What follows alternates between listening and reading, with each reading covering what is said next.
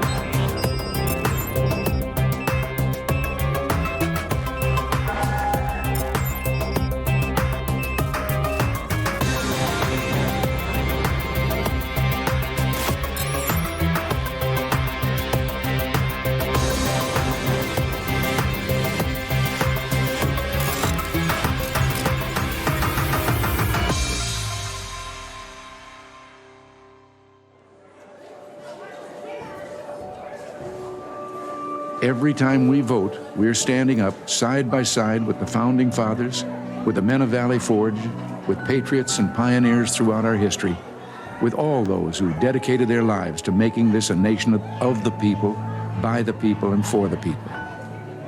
Elections are the lifeblood of our democracy. They are the mechanism by which the American people choose who is going to rule on their behalf and for their interests and welfare. Without elections, there would be no way for the American people, for us, to exercise our legitimate sway on the future direction of this country.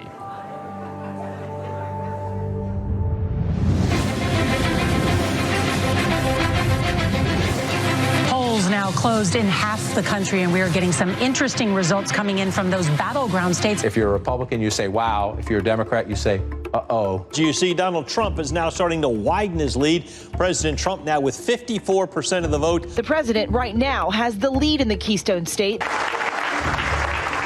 going to have a great night, and we're going to have, much more importantly, we're going to have a great 4 years. The 2020 election haunts the American mind. Here's where it gets really bizarre. At Fulton County, most populous county, it is Atlanta, they just stopped counting. Nevada, meanwhile, has stopped counting votes. They've all stopped counting for the night. All right, welcome back. This is CNN's special live coverage, 10:31 a.m. on the East Coast. Why am I giving you the time? Well, if you managed to sleep last night, things changed. You may have gone to bed thinking this election was headed one way, and then you woke up and you saw things were different. Also overnight, Joe Biden pulled ahead in the state of Georgia. Joe Biden takes the lead in Pennsylvania. Okay, we have an announcement to make. Joe Biden has run for president 3 times, and the 3rd time has turned out to be the charm. One side insists it was the most secure election in U.S. history. Let me begin with one immutable fact. The 2020 election was the most secure election in American history. It was the cleanest election, the safest election, the most secure election ever run. And make no mistake, there has been no evidence of any significant widespread voter fraud. Let me say it again. The 2020 election was the most secure election in American history. Period. This same side accuses anyone who disagrees with them of perpetrating a big lie or the big delusion. The big lie keeps getting repeated. The big lie is just that, a big lie. And despite a relentless media barrage, the other side remains convinced there was widespread election fraud. What I saw was not a secure and transparent election. Poll watchers claim the Travis County Clerk's Office is locking them out. Last night, there was a major software glitch that actually delayed the counting of all of the ballots. A look at election fraud, and I want to look at secretaries of state who illegally changed the voter laws without the permission of their state legislature. There have been numerous attempts to prove election fraud. The van dropping off ballots in the early morning hours of November 4th, 8 hours past the deadline. She said her mother was in a nursing home and did not have the mental capacity to vote. We've obtained video tonight that shows a man dropping several ballots into a drop box. Scottsdale woman pleads guilty to casting a ballot in her dead mother's name. Shows a man buying a registration form for an absentee ballot from a voter, giving him, quote, pocket money, unquote, of $200. Yet courts have refused to consider these cases on the merits. The Supreme Court rejecting an effort by Republicans to reverse President-elect Joe Biden's win in Pennsylvania. The Supreme Court has rejected the Texas-led effort to toss out election results in 4 key states. Even some Republicans dismiss the idea of systematic fraud and call for us to move on. Fraud did not play a role in the outcome of the election. The election was fair as we've seen. We simply did not win the election as Republicans for the presidency. Rather than reject what happened on the 6th, reject the lies about the election, and make clear that a president who engaged in those activities can never be president again. But we can't move on unless we know the truth. Many other issues arise out of the 2020 election. Did the January 6th protesters go to D.C. to mount an insurrection? It wasn't an insurrection, it was a primal scream. To protect the Constitution of the United States against enemies foreign and domestic! They wanted their elected leaders to adjudicate the claims of election fraud. The left's claim that this was the most secure election is also the foundation for the widespread censorship on social media of the so-called big lie. This morning, President Trump waking up without his favorite megaphone. You will never again see a tweet from President Trump. But is it a big lie? Is it a lie at all?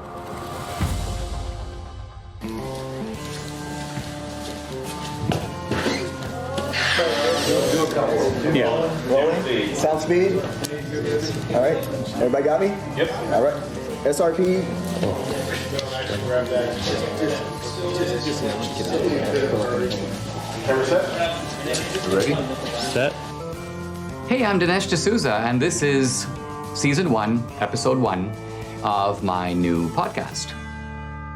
I started my podcast in early 2021 to speak the truth. But by simply asking questions about election fraud, you get booted from YouTube and Facebook. My podcast is sponsored by Salem Media, and I knew that other Salem hosts felt my frustration.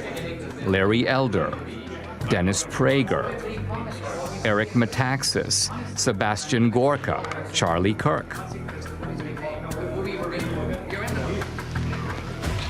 Let me begin by asking a very simple question. Do we feel confident or comfortable that we know the truth about what really happened in the 2020 election? I'm agnostic on this question, and I am awaiting more information. What about you, Eric? I think Dennis is a coward. Honestly, it's almost funny to me you say you're agnostic. And I think most Americans know that we don't know what happened and are not okay with that, by the way. I'm supposed to believe that a man who didn't campaign or campaign from his basement got more votes than the first black president in America? I don't believe it. Charlie? We have crumbs. We have some evidence here and there, but the picture is far from complete. Larry, in your race, you were asked straight out, right? Do you believe that the 2020 election was stolen? What was your answer, and do you abide by that answer as of right now? My answer was that Donald Trump is in Mar-a-Lago, and Joe Biden is in 1600 Pennsylvania Avenue. The lawsuits did not succeed. Do I believe there was shenanigans? Do I believe there were irregularities? Absolutely, and said so. This is probably the most loathed president I've ever seen. I thought Richard Nixon was loathed. I thought George W. Bush was loathed because of the Iraq War. I've never seen the level of vitriol against this man every single day. I think there was a study that found 91% of the news of ABC, NBC, CBS nightly news against Donald Trump was negative, dogged by a bogus 2.5-year collusion investigation. And then on the eve of the election, this Hunter Biden story drops, which shows that Joe Biden completely lied about his lack of knowledge of what his son was doing, and it was suppressed. And even the CEO of Twitter later on admitted that it was suppressed and shouldn't have been. That alone would have altered the election. You add all that up, my point is, this man is so loathed, I wouldn't put it past the Democrats to do virtually anything to make sure he doesn't get another 4 years. If I believed the president were a Nazi, I might steal an election. If we were Germans in Yes. the 1930s, we'd steal the Yes. election from Hitler if we could. If I'm that indoctrinated, of course I can justify it. I think it was Jane Fonda who said that COVID was God's gift to the left, right? It wrecks the empirical positives of the Trump economy, but here's the other. It enables a whole bunch of things on the other side to change the rules of the election. So the point is, in a COVID environment, is it not conceivable that Trump could have lost fair and square? I think millions of Americans know something went wrong, and they have little pieces, and no one's really put it together. They know that there was injustice. They know it in their gut. They know it through the bellwether counties where Donald Trump won almost every single one of the predictive counties that show who's going to be president. And then they also know it where they went to bed thinking Trump was going to have 4 more years, and they woke up with the exact opposite. We have an individual who could fill a stadium with 60,000 supporters in 24 hours, vice an individual, you know, the famous photograph of the 6 empty circles at a Biden rally. We have an incumbent president who received more votes than any other incumbent president in American history, who actually got 10 million more votes than he did 4 years prior, and who received more support after 4 years of being called a racist and a white supremacist, more support from the Hispanic and black community than any Republican president since the 1960s. And he was beaten by a machine politician who couldn't speak clearly, who on the campaign stage would confuse his sister with his wife. It just stinks. Now, is it possible that the very success of Republicans down ballot, I'm talking about Republicans running for the House, running for the Senate, running for other races, the fact that the Republicans as a party did pretty well, but Trump lost, doesn't that work the other way and undercut the idea that there was systematic fraud? It's an anomaly. Because if he really, when a president really loses, he has tails. What is it called? Coattails. Coattails. And the down ballots lose. But they won. Why didn't they cheat on all of those? Why didn't they cheat in Virginia with Youngkin? And who's to say they didn't cheat? Not all attempts at cheating succeed. You're right. One other question. In the Republican Party, I keep hearing people who seem annoyed at the revisiting of the 2020 election. Their attitude appears to be, let bygones be bygones. Let's just move on. I think the reason that many Republicans are saying let's move on is because bold accusations require bold evidence, and they haven't seen it. And because they know how vulnerable they are and how much they're going to be bashed. Well, yeah, you're called a sore loser. You're called a conspiracy theorist. The people who say that, let's move forward, are people in the elite who see Donald Trump as an anomaly. You will not win in any district in this country because you have said that the 2020 election was a fraud. And if they can't win on this issue, then don't use it. Well, it doesn't have to be the only issue, but their unwillingness even to speak up about it, I think, is despicable. Show me the proof, and I'll bet you they do speak up. Just like I will speak more, and I'm not running for office. But I have not gone on board of, I know for a fact this was a fraud. Show me the money. And in the words of Warner Wolf, let's go to the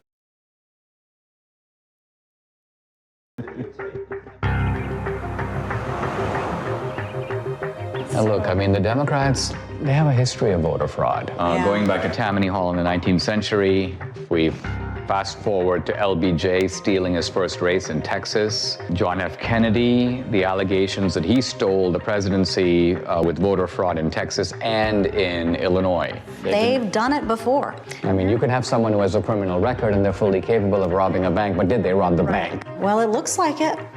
What does our friend Catherine think about all this? Catherine's been a little quiet, but I think that means that they're working on something. I think that you should give her a call and see what she thinks. Hi, I'm Catherine Engelbrecht, founder and president of True the Vote.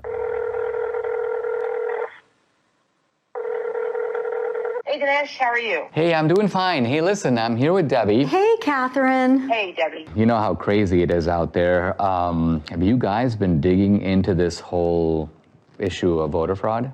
Well, we have been working on something big. It's probably best we don't discuss it over the phone, but can we meet?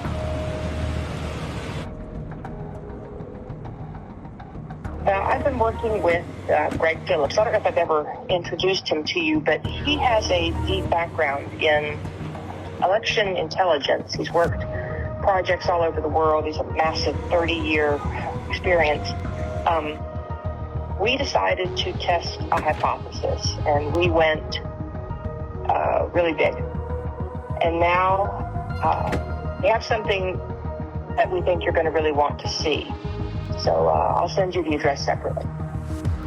Now, Greg Phillips, what's your background that prepares you for this kind of work? I've been in and around election intelligence and integrity for about 40 years.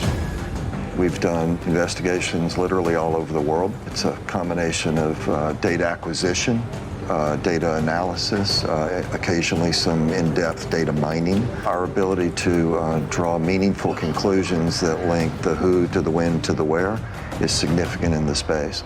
Catherine, you started the group called True the Vote in the year 2010. What was your mission or objective? We just didn't have enough volunteers working at the polls in our local elections. So we began by training people to work in the polls, and then as we got further into it, we recognized, wow, some of the problems you see at the polls can be attributed to problems in the voter rolls. Well, what can we do about the voter rolls? And so it turned into something much bigger than we had anticipated. True the Vote has the largest store of election intelligence for the 2020 elections in the world. No one has more data than we do. So I started True the Vote to ensure that every American voter has an opportunity to participate in elections. I think I became familiar with your work when you gave congressional testimony. Now, that was in the year 2014. In fact, I met you through Debbie, and I think what's interesting is that you not only have known Debbie for years, but you trained her. And Absolutely. I was a bilingual poll watcher. Oh, yes. So my Spanish language came in very handy. I was a poll watcher in Rosenberg, and the poll judge was telling this couple that came in Spanish who to vote for. And of course, she didn't really realize that I knew Spanish, and so there we go. And you busted them. I busted them. Yeah. So, Catherine, when you set up True the Vote, you set it up not so much, it's not a partisan organization. Is that because you saw shenanigans, problems with voting as coming out of both parties? Oh, absolutely. Plus, we need parity of parties at the polls. Well, you told me about this remarkable election in which you had vote harvesting and vote trafficking, but it was on behalf of a Republican candidate. Exactly. In North Carolina, it was unique in that it actually overturned an election. There's going to be a new election in the North Carolina congressional district engulfed in a scandal over voting fraud. This all centers around allegations that an operative for Harris then hired a team of people to harvest absentee ballots, paying them between $2 and $3 a vote. So you have an activist, the guy's name was McCrae Dowless, and he worked for the Bladen Improvement Association, which was a kind of an African-American, get voters to the polls, but apparently they were doing all kinds of vote harvesting, and he learned the strategy. Then he broke with them, and he took his services to Mark Harris, a Republican, well, actually a pastor who was running. Correct. And Harris won. He pulled it off. In 40 years of doing this, we've seen this over and over again. Sometimes the schemes are a little bit different. Sometimes it's people out banging on doors, gathering ballots. Sometimes the ballots are sent here, gathered here, deposited there. But the trafficking itself is always the same basic pattern. There's a nonprofit involved somewhere in the middle. There are people that are either collecting those ballots on the one hand or depositing those ballots on the other and getting paid for it. In no case is it acceptable to be paid for your ballot or to accept some form of remuneration for your ballot. And in no way, in no time, is that legal. I noticed, Catherine, that in the immediate aftermath of the election, when there were a lot of accusations and charges flying around, all reflecting these suspicions that something went deeply wrong, charges of foreign intervention, charges of machines, you and your organization were kind of dead silent. I got the impression that you were looking for a different approach. Given the outliers that were introduced in such a major way in 2020, namely the privately funded drop boxes, the mass mail out of ballots, the hypothesis was if you were going to cheat, how might one go about this? That would be provable, trackable, traceable. You said there might be some, let's just call them bad actors, who are delivering ballots systematically and illicitly to these mail-in drop boxes, and there might be a way to track them and to bust them. We didn't know. We decided we were going to let the data tell the tale, and we collected together a team of highly skilled contractors and put together a plan to see where the data would take us. What, Greg, is geo-tracking? So the idea is to collect these signals that are emitted from your phone.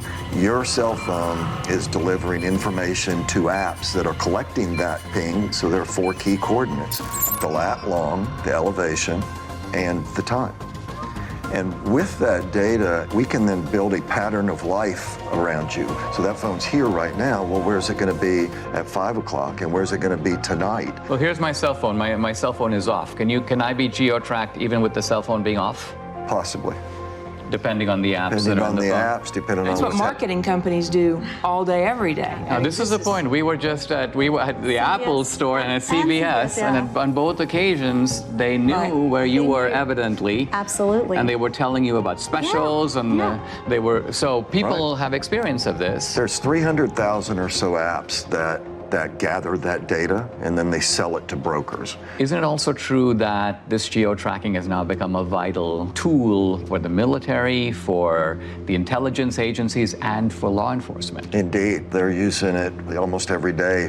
I'll say that there's no question amongst anyone that I know in the community that many, if not all, of the people that were involved in the situation at the Capitol on January 6th were being tracked previous to January 6th because they already knew what their pattern of life was. They already knew who to look at.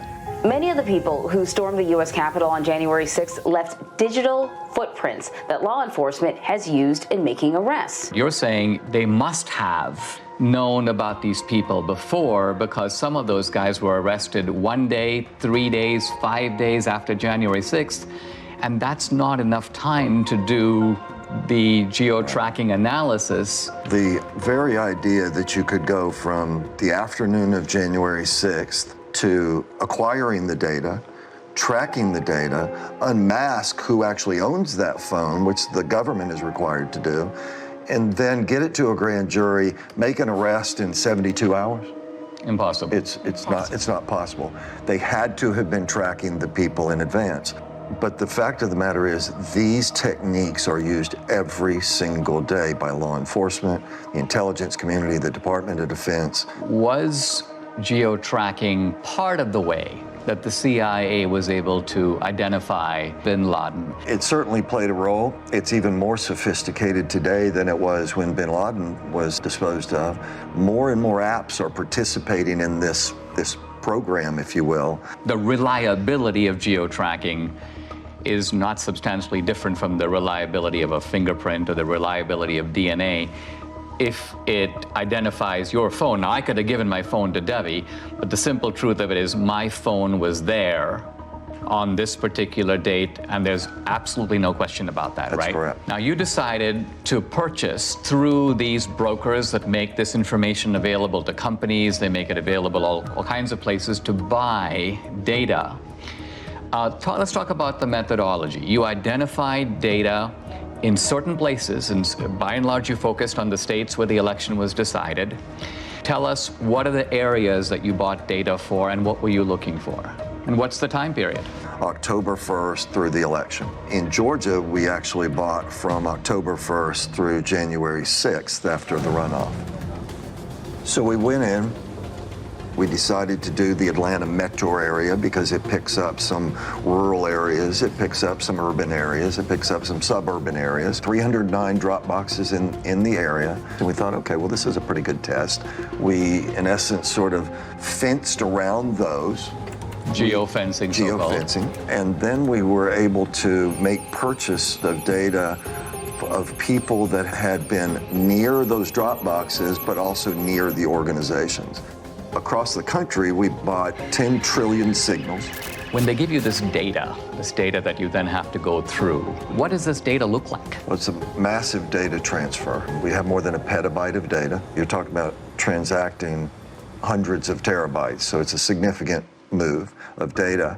You have 10 trillion signals, that's a lot of signals. So what was the criterion that you set? Final decision was they had to have been to 10 or more drop boxes, meaning unique visits inside of a space, and 5 or more visits to one or more of these organizations. Those were the outliers. It was such an aberrant pattern. So what you're saying, I mean, it seems to me there's no reason for someone to go to even 2 drop boxes, but you're saying that maybe there's a conceivable reason someone did that. Let's identify a large number of drop boxes and multiple trips, and that way we're going to catch not all the offenders, right, but the worst offenders. The way we would describe it is we want to absolutely ensure that we don't have false positives, meaning including people that should not have been included. We're not in any way saying that this is all there is. We're just saying that based on our criteria that we identified in Atlanta, 242 people that went to an average of 24 drop boxes in 8 organizations during a 2-week period.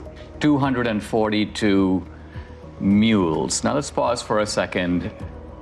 What is a mule?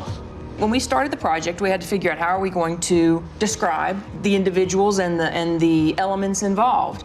And to us, it felt a lot like a cartel. It felt a lot like trafficking. It can be trafficking in drugs, trafficking in humans. In this instance, it's ballot trafficking, and so we began to use that vernacular. A mule is, by our definition, a person that is involved in picking up ballots from locations and running them to the drop boxes. So you have the collectors on the one hand, you have the stash houses, which are the nonprofits, and then you have the mules that are doing the drops. What do we know about them? Who are they? Well, first let me say, this is not grandma out walking her dog. Bad backgrounds, bad reputations. We've had, encounters with several that are, not terribly positive. Violent guys. Can be. They are interested in one thing, that's money. Do we know, by the way, how much they get paid? According to the people that have shared information with us, it's generally $10 a ballot. In the Georgia runoff, that number was higher. 2020, of course, was the year of the Antifa riots, the BLM riots, and it was all going on in the months and weeks leading up to the election. Right.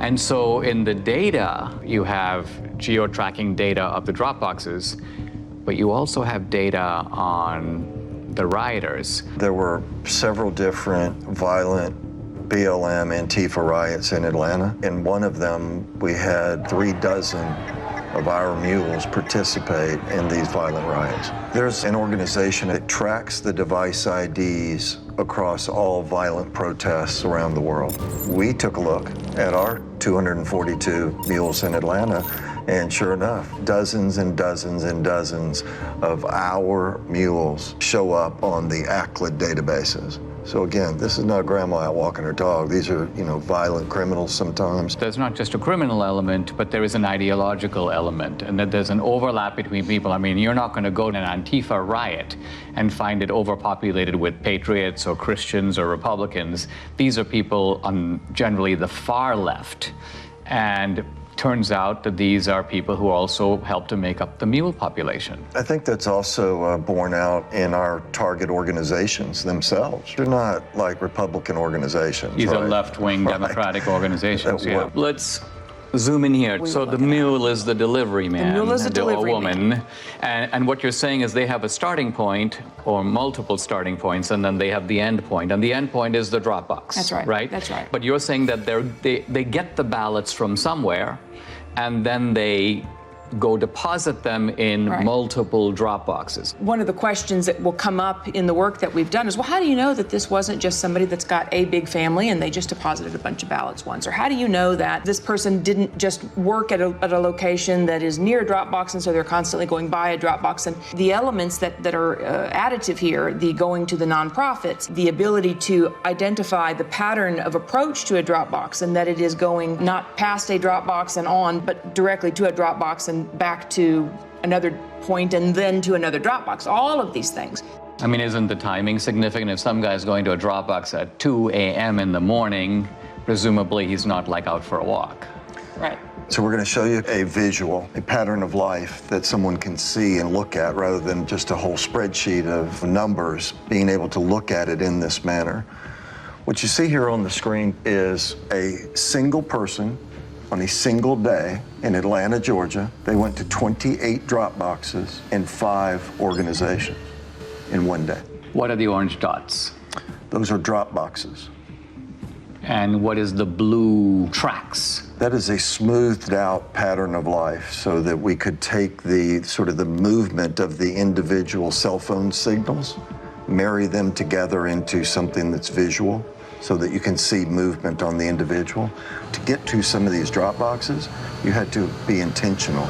You had to get off the highway, you had to go on surface streets, you had to turn in somewhere in order to get to those drop boxes. And the circles, I take it, reflect the nonprofit centers. Are that the places where the ballots originate? The stash houses, where the ballots are collected and handed to the mules to take to the drop boxes. Now let's move over to Arizona. How many mules in Arizona? A little over 200.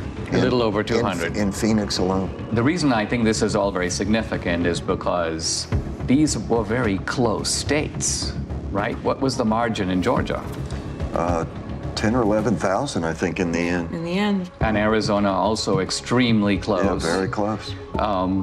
Then you moved on to Wisconsin, but our initial look was in Milwaukee. Gross numbers were a little down, but the average number of visits to the drop boxes was up. So instead of having only 24 unique visits, I think we averaged 28. I mean, maybe Wisconsin. I've heard people in Milwaukee are really hardworking, and maybe they just went overtime. And then let's go to Michigan. We have more than 500 mules that we've identified in Michigan. Again, the number of boxes is lower. Now, where in Michigan? Detroit mainly, but we have people in Detroit that went to more than 100 drop boxes. I mean, this is stunning because it's like, I cannot think of a rational, kind of innocent reason for someone to do that. It just doesn't exist. No. So any reasonable person would say, you're onto something big here. We should take a closer look. Let's go to Pennsylvania, critical state. I think it was Pennsylvania that really gave Biden the election. Philadelphia alone, we've identified more than 1,100 mules at rates well beyond anything we'd seen. Closer to 50 drop boxes each. Each guy going to 50 drop boxes? Each. 1,100. We saw people driving back and forth to New Jersey across the bridge. But you're saying the ballots may not even be from Philadelphia or from Pennsylvania. We're saying somebody should But investigate. you're saying that the origin point appears to be Jersey. Now, running 1,100 mules times 50, we are at 50,000 drop box visits by the mules alone in Philadelphia or greater Philadelphia area. Now, as you were assessing this data, you had, the two of you, and I'm not sure which of you came up with this, a genius idea in my view. It was you? Of course. Of course, who else? Well, to validate your data. We chose to look at 2 murders that were ebbing on cold case status. And in Atlanta, 8-year-old Secoria Turner was killed by rounds of gunfire shot into a car. It happened just outside this Wendy's parking lot. Bought the data and the team got to work. You could see visually that there were only a handful of unique devices that could possibly have pulled the trigger. So this is the area, and this is where the Wendy's was. And are you saying that each green dot is the same guy, but moving through time? Each color is one person. The shooting actually occurred right here in this parking lot, sort of inside of this circle are really the only potentially legitimate shooters. Each of these devices has a unique device ID, and we turned the bulk of this information over to the Federal Bureau of Investigation. Now, I read, they've arrested 2 suspects. They have. 2 suspected gang members will appear in court this morning on charges that include the shooting death of 8-year-old Secoria Turner. And isn't it true that this tracking, these movements, this parallels exactly the work you're doing with the Mules? Exactly. It's one thing to have the scientific evidence, which is persuasive on its own merits, but do you have video evidence? We do. How much of it do you have? 4 million minutes of surveillance video around the country. Official surveillance video of these mail-in drop boxes. Yes. How do you get it?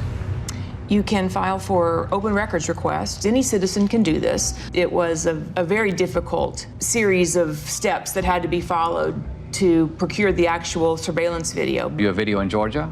We do. Is it video from the presidential election, the runoff election, or both? Both. Do you have video from other states? Some video from Arizona. We have recently learned video was specifically turned off on particular drop boxes. In which state? Arizona. Wisconsin, it turns out, even though the rules required them to have video. Did they do the video? No, they did not. There should be video on every Dropbox. Indeed. Given today's kind of cost of technology, it would not have been that hard to do it. And you sent me a screenshot, Catherine, where you were requesting video, and I believe it was the state of Georgia saying this video does not exist and we can't tell you why it doesn't exist. Right, that was in Fulton County. We have correspondence like that from a lot of states. In the absence of video, and that geospatial data is key to decoding, what the greater scheme was. But in the case of what we're going to show you now, what kicks it up a notch is that we have the geospatial data to support the video. Let's talk about some of the videos. So we're going to show you a couple different ones. This particular individual we have in a number of different locations at a number of different times. He's actually a mule. This is the official surveillance video of Georgia. Absolutely. And so as the person pulls up, they don't even bother parking. Of course, it's the middle of the night, so why would they? He gets out, approaches the box. When people walk up with intention to cheat, they look around, they basically walk fairly quickly, they try to stuff them in, they try to get out of there. In this case, he drops a few on the ground, pick them up, stuff them into the box. Then he hustles back and hustles out of there. So this is what it looks like. It doesn't necessarily look like, hundreds of ballots being stuffed in. You don't need a whole lot of fraud, you just need a little in the right places over time. Is there a way to estimate, or even roughly, how many ballots are being tossed into a box at a given time? It might be 3 or 5 or 6 or 10 or something like that. The idea is to stay under the radar. And as Greg said, the number is, 3, 5, 10 ballots. But then they're not done for the day either. They're going place to place to place, day upon day upon day. And so that will not show up in your chain of custody documents, your tracking documents that would identify a big blip. I mean, they're not going up and dumping in, buckets full of ballots. On the other hand, we've seen circumstances where it appears that buckets full of ballots showed up. There's one box in Gwinnett County that had a chain of custody document with 1,962 ballots noted on this. And first of all, that's roughly 10 times what we normally see. We sorted through the geodata, found a few hundred people. Okay, well, that's pretty odd. We have video of all of this.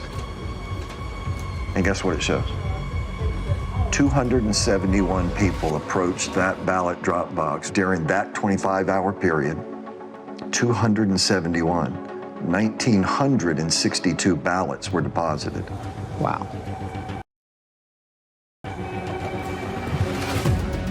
Here are election officials pulling out of that drop box 2 full duffel bags containing over 1,900 ballots. Let's look at another one. Yeah, let's take a look at... Interesting thing about this person is the device seems to live in South Carolina. So this person isn't even from Georgia. She was here during both election cycles, but is not a resident of the state. But as she approaches the drop box, she never looks at the trash can, right? She's looking the other way. But the other thing she has is she has gloves on. What one of our analysts noticed was these surgical gloves only appeared from December 23rd forward in the runoff. So we didn't see a lot of them previous to December 23rd, and we couldn't figure out why. And then it just dawned on us, well, on December 22nd, there was an indictment handed down in Arizona for people that had stuffed ballots, and the way the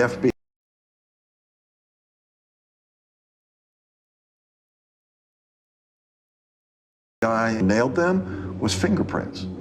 And then lo and behold, the next day and days forward. So this video is now from the Georgia runoffs. This is January of 21. This particular one is at approximately 1 o'clock in the morning on January the 5th. Stuffs her ballots in there. It's like a small stackish, maybe 3, maybe 4. Takes them off, and then puts them in a trash can that she never looked at. So she knew it was there. She knew it was there, right? And so we have her on a number of locations. She's an out-of-state mule, and this is in no way the only drop box that she attended. That's right. No, she's goes to dozens and dozens over the course of these 2 elections. Who's next? What you're going to see is he approaches the drop box on his bike. He also has a backpack on. Pulled the ballots out of his backpack. Taking his time. Taking his time, digging around, looking for some ballots. Finally gets that, pulls them out. Okay, now I'm set. And he'll put them in. But you also see him get sort of frustrated as he starts to leave, because guess what? At this point, they had started requiring the mules, apparently, to take pictures of the stuffing of the ballots. It appears that that's how they get paid. So they take a picture and stuff it in. They take a picture, not a selfie, but a picture of the actual ballot going in. But this guy gets frustrated, so he actually has to park his bike, get off. So if you were there just casting your own ballot, what reason in the world would you have to come back and take a picture of the box? And he kneels down. Looking around. Take some pictures. Okay, the next one. Yeah, so let me show you Dog Guy. So Dog Guy, middle of the day, this is actually at a polling place. So the people in line are waiting to go in and vote early. They're doing it the right way. Okay, now you've got some other people gonna walk up. This lady doesn't care, but this next guy cares. He's watching the whole thing. The guy looks up, talks to him. Got the ballots under his arm already. Now he's got the rest that he pulled out of the bag. And he's gonna get his camera ready to take the pictures as he puts them in there. If you consider the brazenness of this, right? This is the middle of the day. There's people sitting there watching you cheat. People that are doing it the right way. But it's difficult for them to know what to do, except observe and maybe say, what's going on here? What did I just see? They wonder, what does this all even mean if this is happening in broad daylight and nobody is doing anything to stop it? And so these are the kind of things, 4 million minutes of this. This was an organized effort to subvert a free and fair election. This is organized crime. You can't look at this data in its aggregate and believe anything otherwise. That's especially true when you consider that in places like Georgia, it was only decided by 10,000, 12,000 votes.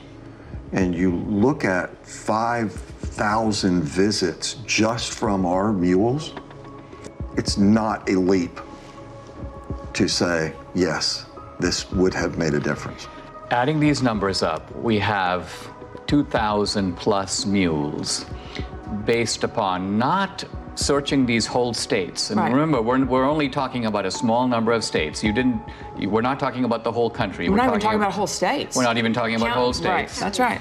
And we're also talking about a gross undercount of the actual number of mules because you set a high bar. They had to go to 10 drop boxes. So if there's a mule who went to 7 drop boxes, you wouldn't catch that guy. And they had to go to nonprofits. So they had to meet those 2 criteria and then go to one of the geofence drop boxes. If they met the 2 criteria but went to a post office box, we're not going to look at them. One of the slogans of the Democrats through all this debate has been make every vote count. And I think we can now see in a chilling way that this is kind of what they mean. What they mean is, it doesn't matter if all kinds of illegal ballots are being dropped in, let's just count them. Now the narrative needs to be that this is the most secure election. This is the most fabulous election we've ever had. Pay no mind to the millions of Americans that are saying something is not right. This does not make sense.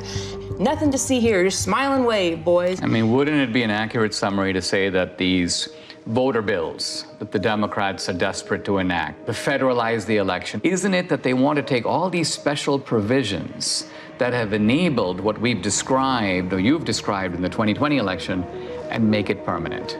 If we don't wake up and do the hard, roll up your sleeves work that it's going to take to reel this all back together, then yes, all the pieces are in place for our election system to be in permanent lockdown. And it will be done under the watchful eye of a media that will tell you it's all just fine. It seems like they are subverting democracy in the public pretense of protecting it. Absolutely.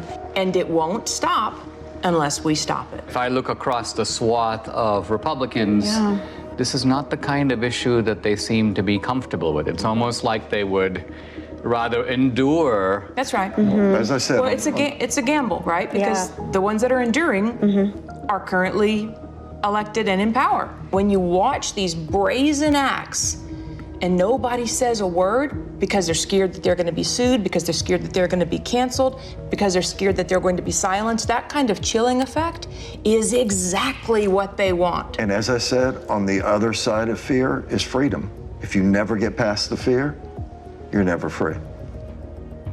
Let's sum up what we know. Do we know for sure that this was not, in fact, far from, the most secure election in history? It was not. We know that for a fact. Do we know for a fact that there was coordinated, systematic fraud in all the key states where the election was decided? Yes. Yes. And therefore, does it follow that the people who suspected fraud, even though they didn't have the proof, their suspicion was right? Absolutely. Their instincts are right.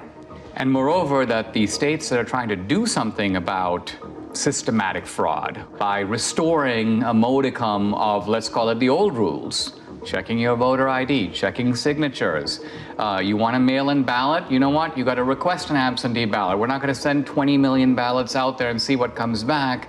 That these voter integrity laws, far from being voter suppression, are actually a legitimate way to make sure that the people who vote are actually eligible to vote. 100% accurate.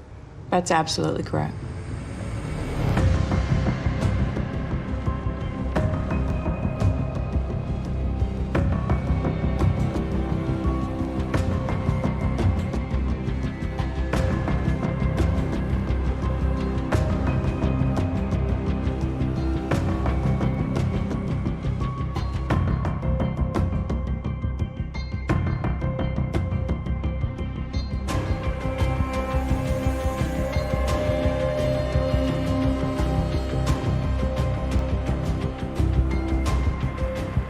What you are seeing is a crime.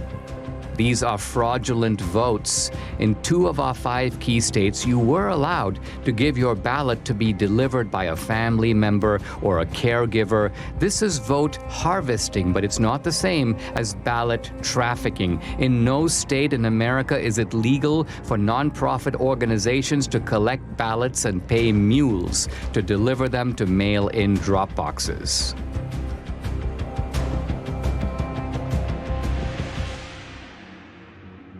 Now we come to the most important question of all. Was the magnitude of vote trafficking in these key swing states enough to tip the balance in the 2020 presidential election? Let's first narrow in on just our 2,000 mules.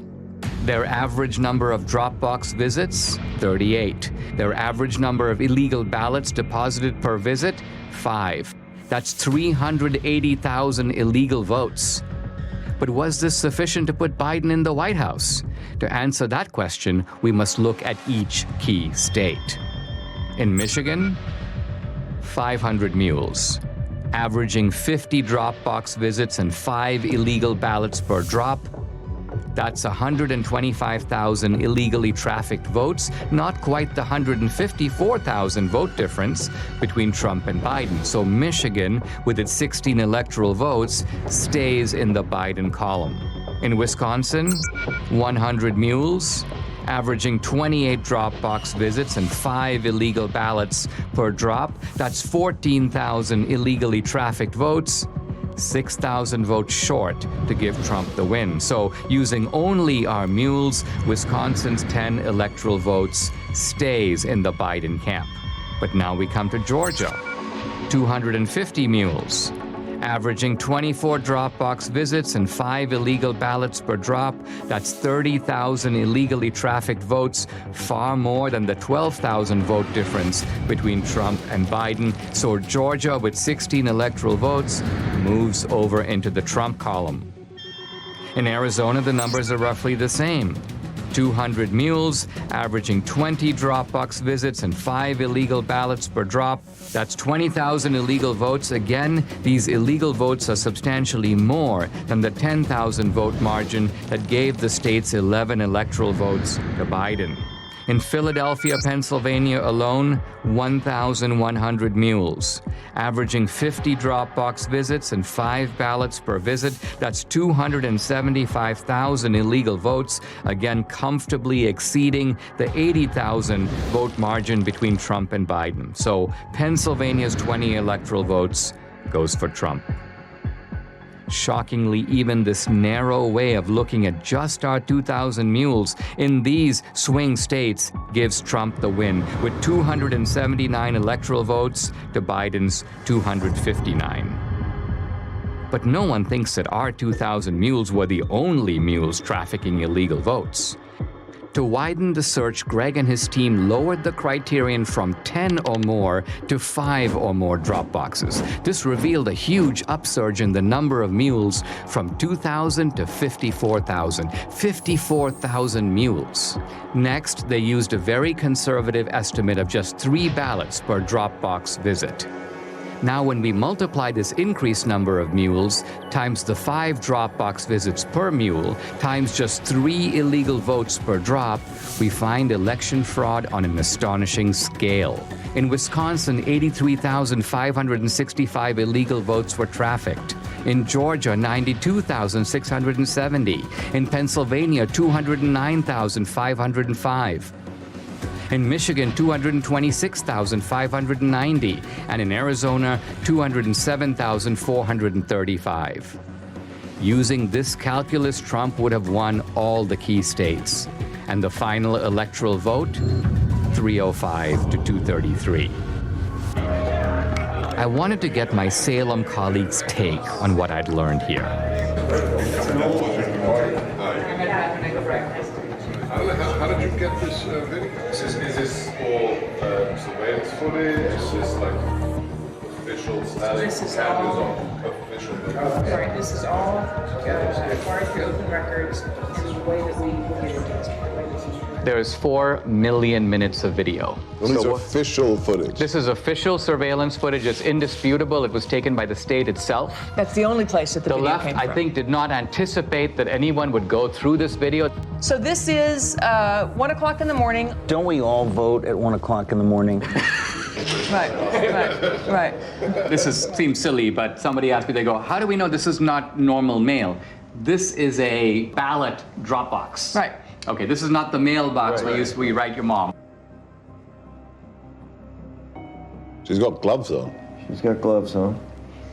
And what does she do with the gloves? Whoopsie daisy. Hang on, she walked straight past that can and didn't see it. You gotta show that again. It's hilarious. Look, she just walks in. So this is not the first time she's done that. No. So that one was in Georgia, is that right? Yes. So in Georgia, it is illegal to turn in anyone but yourself or your family member's ballot. It is illegal. Right? It is illegal. So forget the outcome. That's an illegal practice, what you just saw. That's right. Video number 2. Dog guy. This is called Dog Guy.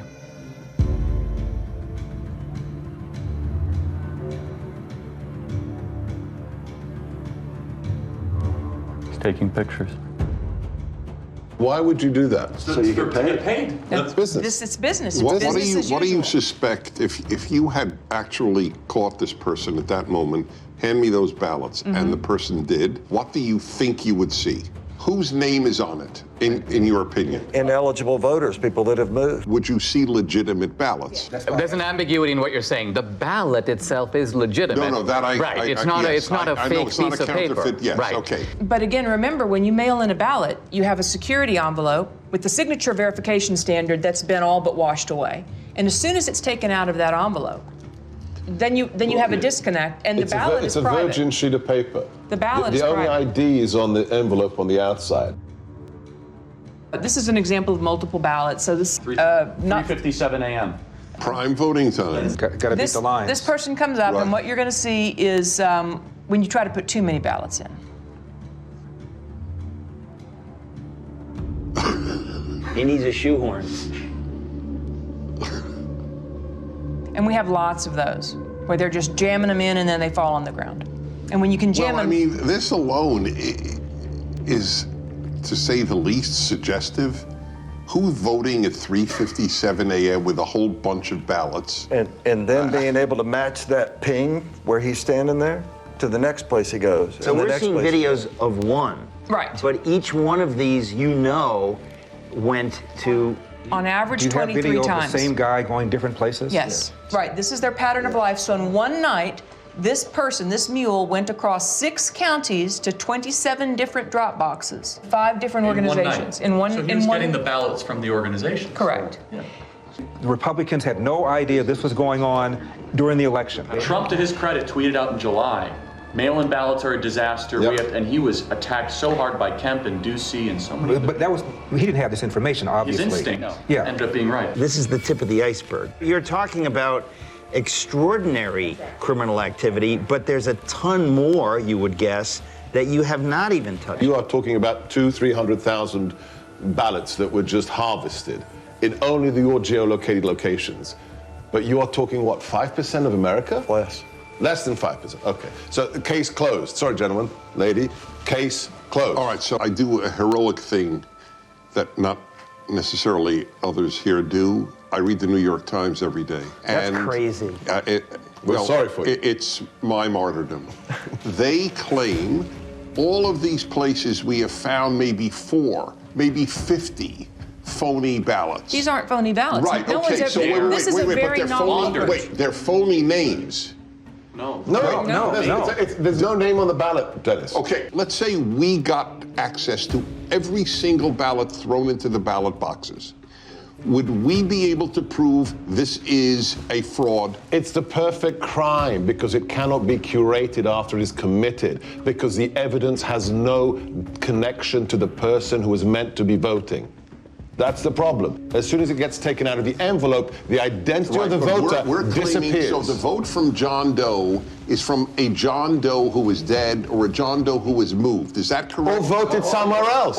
Or voted why is that not provable? There's an easy way to bust it, but it's not the way you think. It's not to go find the ballots in the ballot mix. You can't do that. The way to find it is these guys have the cell phone identification of all the mules, all of them. So law enforcement has to step in at this point, and their next step. What were you doing 7 is times? to go and interview the mules. Who paid you? Right. Where'd you get the money? Will any state's law enforcement do this? This is a big question. The mules aren't going to fess up. They know they're participating in something that is Well, you've fishy. got them on videotape. You've got 2,000 people who are committing felonies. Right. I'd like you to just reflect about what you've learned today and how you're feeling and thinking about it. It's just sickening to me. This is jaw-dropping. What you showed is frightening. Republicans had no clue this was going on. I wondered, were there any Republicans who did know?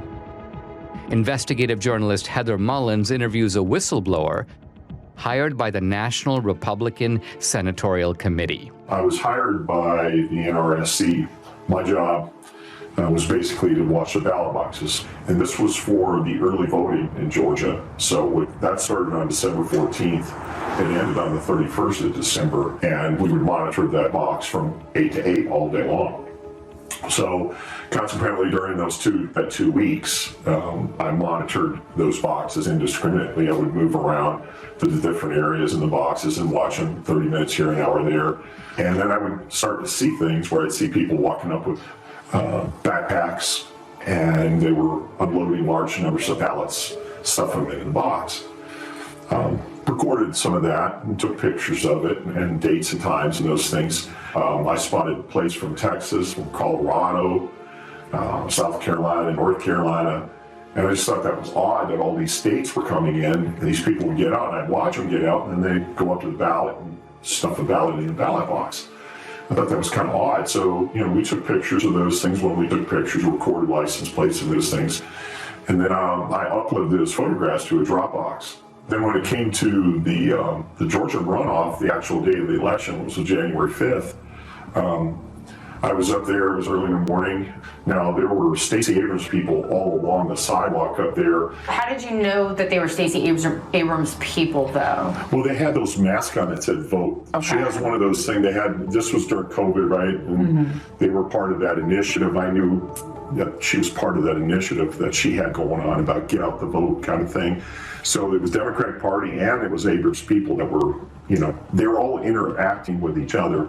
And then the local Democratic Party chairman was there also. About 6:30 that evening, we noticed there was a couple, a female couple. These two ladies had run up and they had a big stack of ballots. And we were standing there and they tried to shove the ballots in there. And I'm looking at them, we're taking pictures, and the other gentleman took some video and everything. And she turned around and looked at us and she said, "What are you doing?" And I said, "Well, we're taking a picture." And she said, "Well, you can't do that." And I said, "Yes, I can." And she got mad. And she ran up the sidewalk and left. So you're saying the NRSC was made aware that there were people stuffing drop boxes at specific dates and times? Yes. So with what you witnessed during your time watching these drop boxes, do you believe that that was enough for law enforcement to get involved? Oh, definitely. But after several weeks, no contact or anything, and I just... Now, so you're saying, though, if somebody had contacted you, you would be willing to testify to these things and give those depositions under oath? I would have had to. Yeah. I would have had to.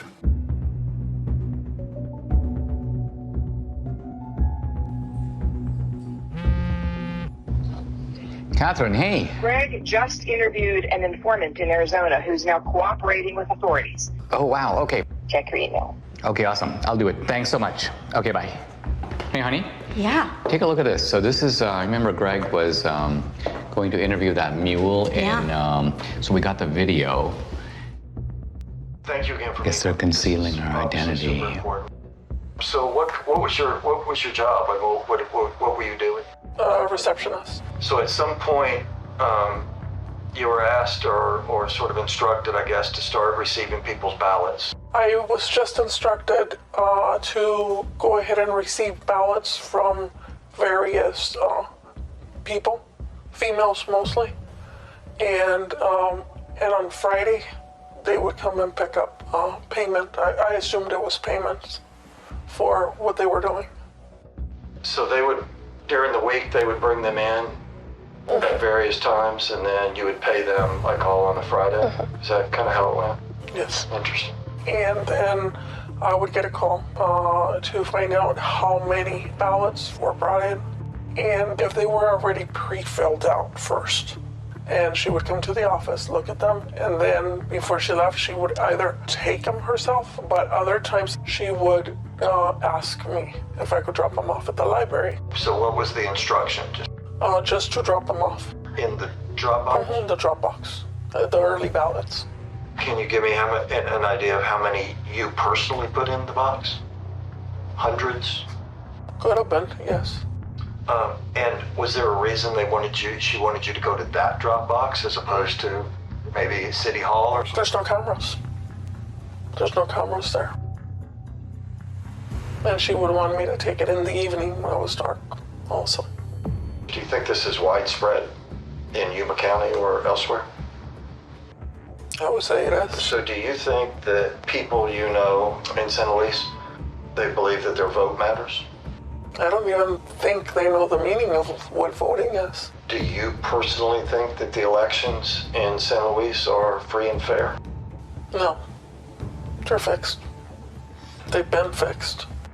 They already know, seriously, who is going to win the next election before it even happens.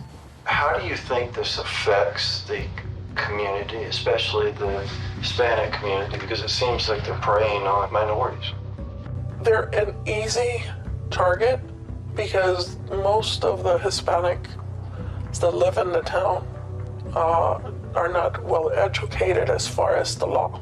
They look at it mostly as, oh, she's trying to help us because we're older, because she's having someone come and pick it up at my house, because I don't drive.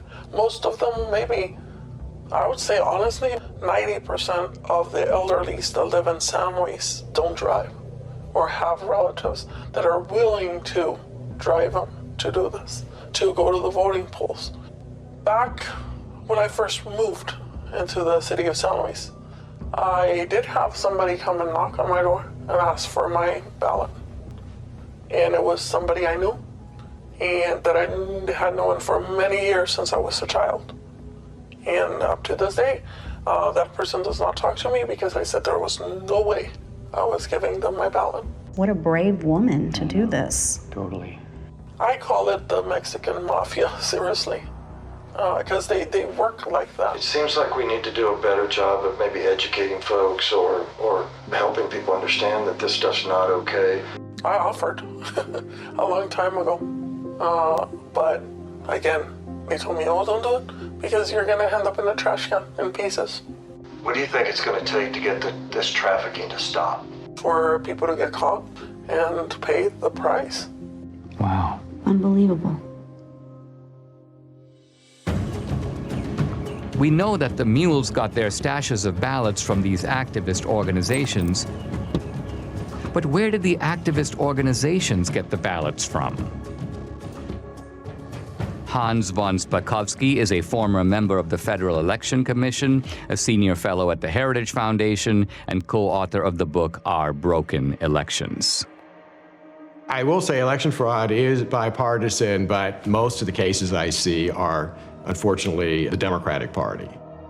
Hans, you just watched a mule kind of fessing up about participating in this trafficking operation. Is this kind of a mule operation something familiar to you? But unfortunately, this is so common in some parts of America, particularly the Hispanic community, that they have a special name there. There they call them politiqueros.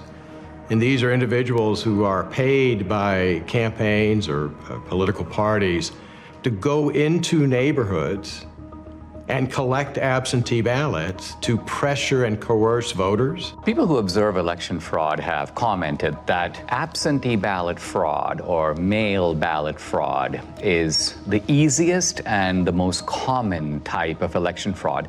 Why is that?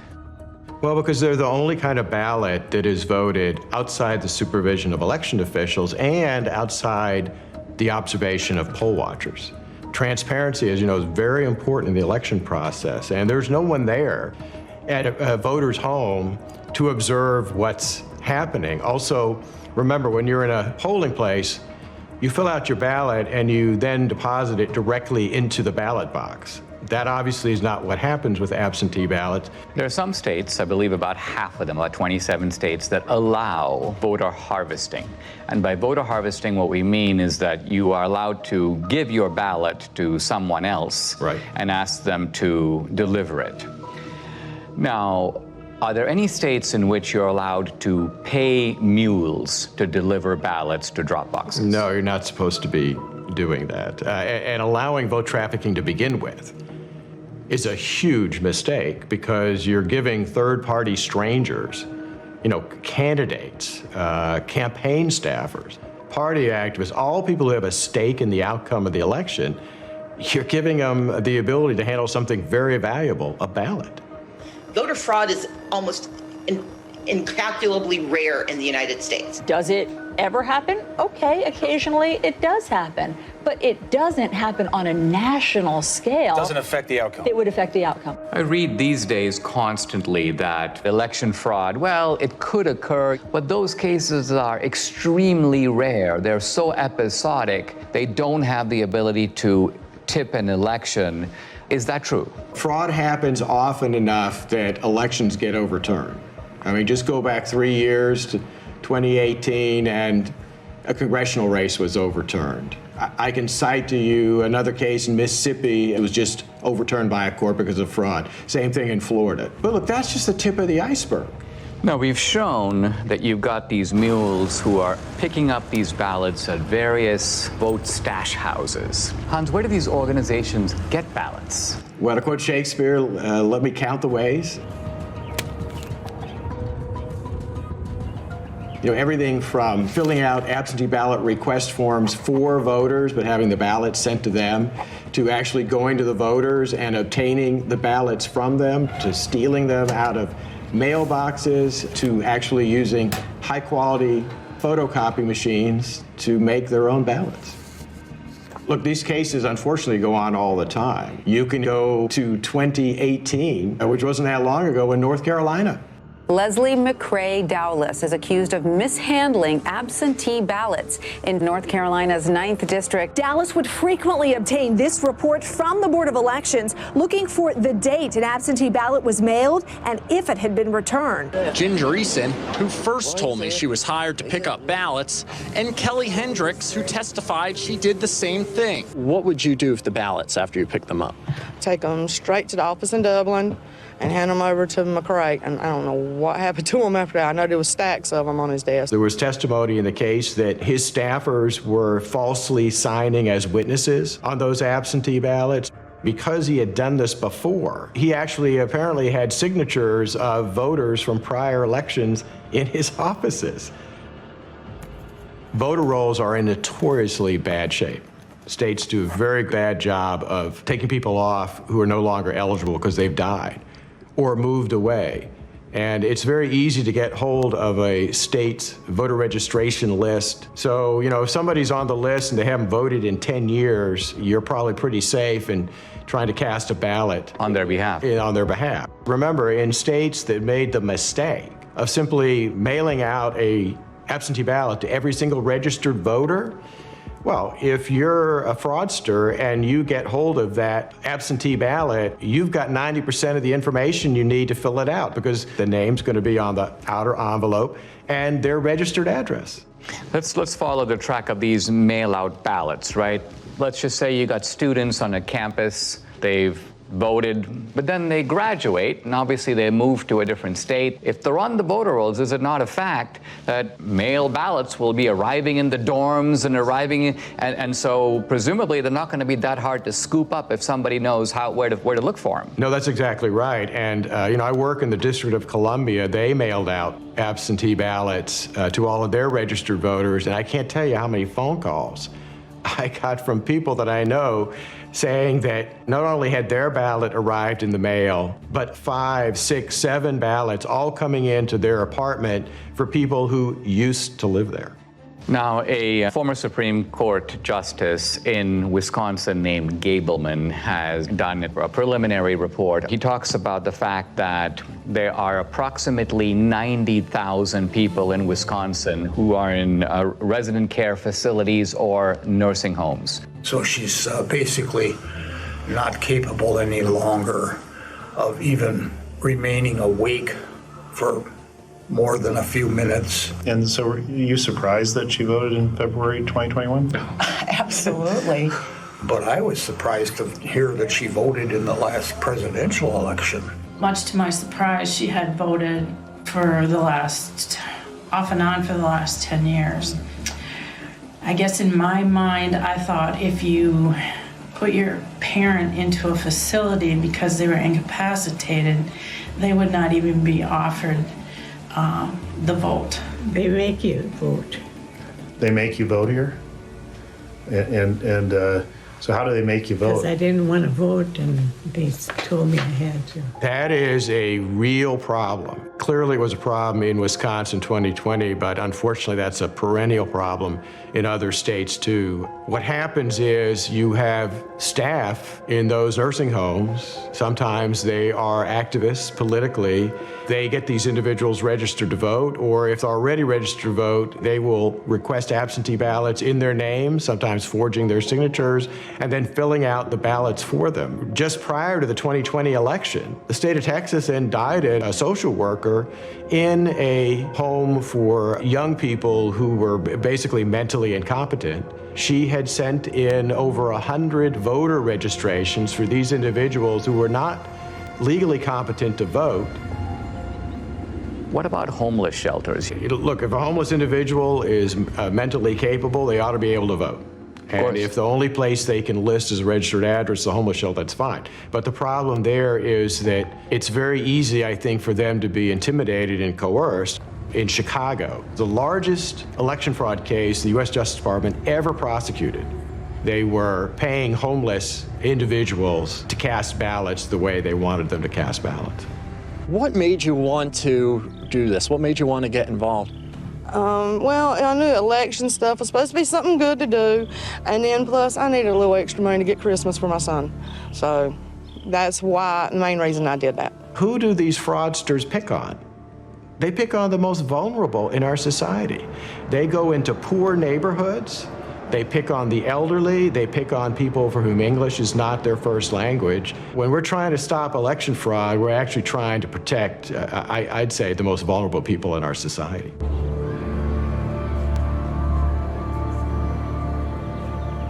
We now know where the ballots could have come from, but to pull off a heist like this on a national scale would take deep pockets. I wanted to find out where the money might have come from. Who could have funded the heist? I met with Scott Walter, an old colleague of mine at the American Enterprise Institute, who is now head of the Capital Research Center.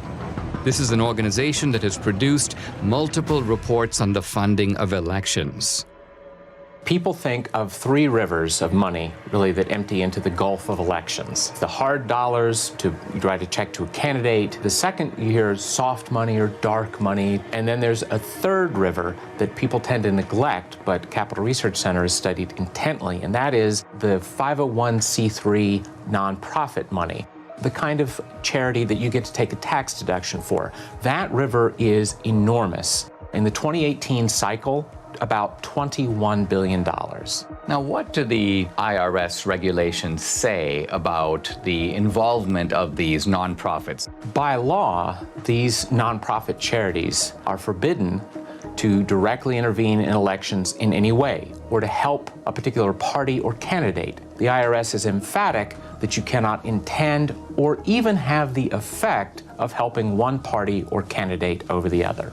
Now, let's talk about some of the key elements of this particular network that we're focusing on. We have drop boxes, and those drop boxes are, most people would think, funded entirely by the states. In other words, the drop boxes in Georgia are funded by the state of Georgia, but that's not entirely the case, is it? In the 2020 election, there was an unprecedented hundreds of millions of private dollars going into government election offices. The $470 million or so dollars were sent by Mark Zuckerberg and his wife. We did our part to secure the integrity of the election. There were a few other places that put in much smaller amounts. One entity that put in $25 million was, again, a nonprofit that's part of the Arabella Advisors, which as a total empire in 2020 took in $1.7 billion. Is there any evidence that this operation had a partisan thrust or a partisan character? As we all know, big money rarely comes without strings attached. One of the big ones is lots and lots of drop boxes. Also, lots and lots of vote by mail. To get your nice big checks, you had to do things like have drop boxes, encourage vote by mail, have ads in foreign languages, all kinds of things that little by little are nudging the turnout for one particular political party. In addition to the $470 or so million that went into the Zuckbuck operation, you also had in 2020 a $120 million project, very secretive, called the Voter Registration Project. The $120 million, it came from Soros's foundation, it came from Visa's foundation, it came from Warren Buffett's foundation, it came from unions like the SEIU. The Voter Registration Project has as its goal increasing in the 8 target states over 2 million voters who are overwhelmingly expected to vote for the Democratic Party. And so the states that we're talking about here, Arizona? Yes. Georgia? Yes. North Carolina? Yes. Any others? Nevada, New Mexico. Here we've got an operation of illegal vote trafficking. You've got thousands of mules. They're being paid to do this. What you're saying is there is more than enough money available to fund any such operation. In fact, this would be only one part of a much larger effort to control the election. We are talking $500 million in nonprofit charitable funds flowing into efforts to register and get out the vote for Democrats. Most of the left-wing mainstream media, when they reported on the Zuckbucks going through, they made it sound like, oh, it's all going to go for masks and, plexiglass and all. And every study that's ever been done of some of the grants to the big cities found a few percent maybe going to help people that way, and the massive amounts of money going into ginning up the vote-by-mail operation and the drop box operation and those sorts of things that benefit one political party. How confident should we be that this will be a fair election? They're sending millions of ballots all over the country. This is going to be a fraud like you've never seen. Trump predicted. He said the Democrats are going to cheat, that they're going to use the pretext of COVID, they're going to rig the rules in their favor. Nevertheless, Republicans focus their efforts on the campaign, while Democrats focus their efforts on the process of actually running the election. The two sides don't approach elections in the same way. The Democrats, they understand that the rules, the process by which elections are conducted is just critical. We must now face the chilling reality. The Democrats conceived the heist. They funded it. They organized it. Then they carried it out. They rigged and stole the 2020 presidential election. We cannot be okay with this. We cannot simply move on. Guys, I'd like to have your honest assessment on what you've seen, what you've heard, and what we can reasonably draw from it. What do we have empirically? We have data, geolocated, we have footage of people harvesting ballots. Do we know who those ballots were for? We can't know who they were for. However, you have to inject common sense. Are we saying that in the centers of Democrat-held districts, we are seeing hundreds and hundreds of visits to drop boxes with pro-Trump ballots? It beggars belief. This ballot laundering looks pretty convincing to me. I don't think we'll ever know the full story. And what makes this crime so compelling and unique is that once the ballot enters the system, it's really hard to reverse engineer it. But when you have the cell phone geolocation data and then the actual footage of them doing what you would expect them to be doing, taking pictures of the ballots, taking gloves off, visiting multiple times, I mean, it seems pretty clear to me, and it explains the sudden spike in Biden's support that we saw late at night, the kind of instinct that people had. The control of the U.S. Senate went through Georgia with. So Chuck Schumer's majority leader, probably because of what we just saw. I'd like them to answer the mules. If they say it's clean, then be honest and say, okay. They have two ways they'll try to invalidate it. One is minimizing and then slander. Yep. Right. So they'll try to slander Dinesh personally. They'll say, oh, Trump pardoned him or whatever. Therefore, he's trying to get back at Trump to try to reinforce the big lie. I could already see the headline of the Washington Post. Trump pardoned ally comes out with questionable movie. I predict right now they will say, what on earth is a conservative doing tracking private citizens? Gee, how dang, what is Dinesh D'Souza doing to voters at 3 a.m.? In fact, I mean, that'll be part of it. Intimidation will be the word. Right. The word will be intimidation. They'll say no person is safe, communities of color are being tracked, People like in black neighborhoods are now going to have to fear for their life that their cell phone pings will be paired. And this is Jim Crow 2.0, Dinesh, is what it is. I disagree that this is not going to be compelling enough. This is a smoking gun. This is O.J. Simpson being seen leaving the scene of the crime. I don't care how partisan you are. You can't dismiss all of this. How do you explain somebody going to a whole bunch of different drop boxes with a whole bunch of different ballots on the same night at 3:57 a.m. in the morning? How do you explain that? That alone. I'm sorry. I think a whole bunch of people in this country are going to go, oh my God. I think that if every American saw that, I think it would move the needle. However, their ability to keep their side ignorant is total. That's going to be impossible to keep a lid on this thing. Well, this movie is an Overton window moment, right? So documentaries can do this every once in a while. Michael Moore did it. He moved the Overton window on many different topics 20 years ago. Al Gore did it with climate change. It'll happen, as Ernest Hemingway said, gradually and then suddenly.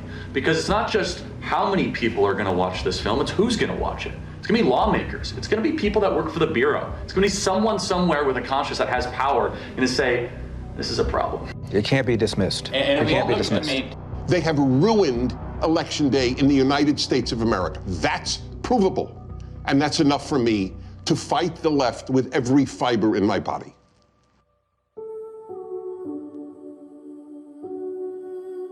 Without free and fair elections, we are not a democracy. We are a nation run by a criminal cartel masquerading as a democracy. Never in U.S. history has a presidential election been as thoroughly corrupted by coordinated fraud across multiple states as we now know took place in 2020. Today, totalitarian regimes camouflage their fake elections with appearance of democracy, but they're not real democracies. We don't want to join them. Our elections must represent the will of American citizens. We who believe in constitutional democracy must be diligent. If we give up, they win. In fact, if enough of us give up, they won't need to cheat anymore. Don't stay home. Get involved. Get out and vote. Do what is necessary to save this great country. The America we love needs us now more than ever.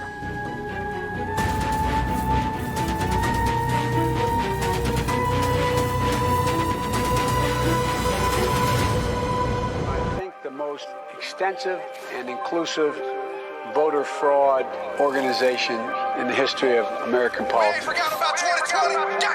Like a thief in the night, they stole them votes. Like a thief in the night, they stole them votes. 2,000 mules on a mission. 2,000 mules on a mission, rigging elections. Like a thief in the night, they stole them votes.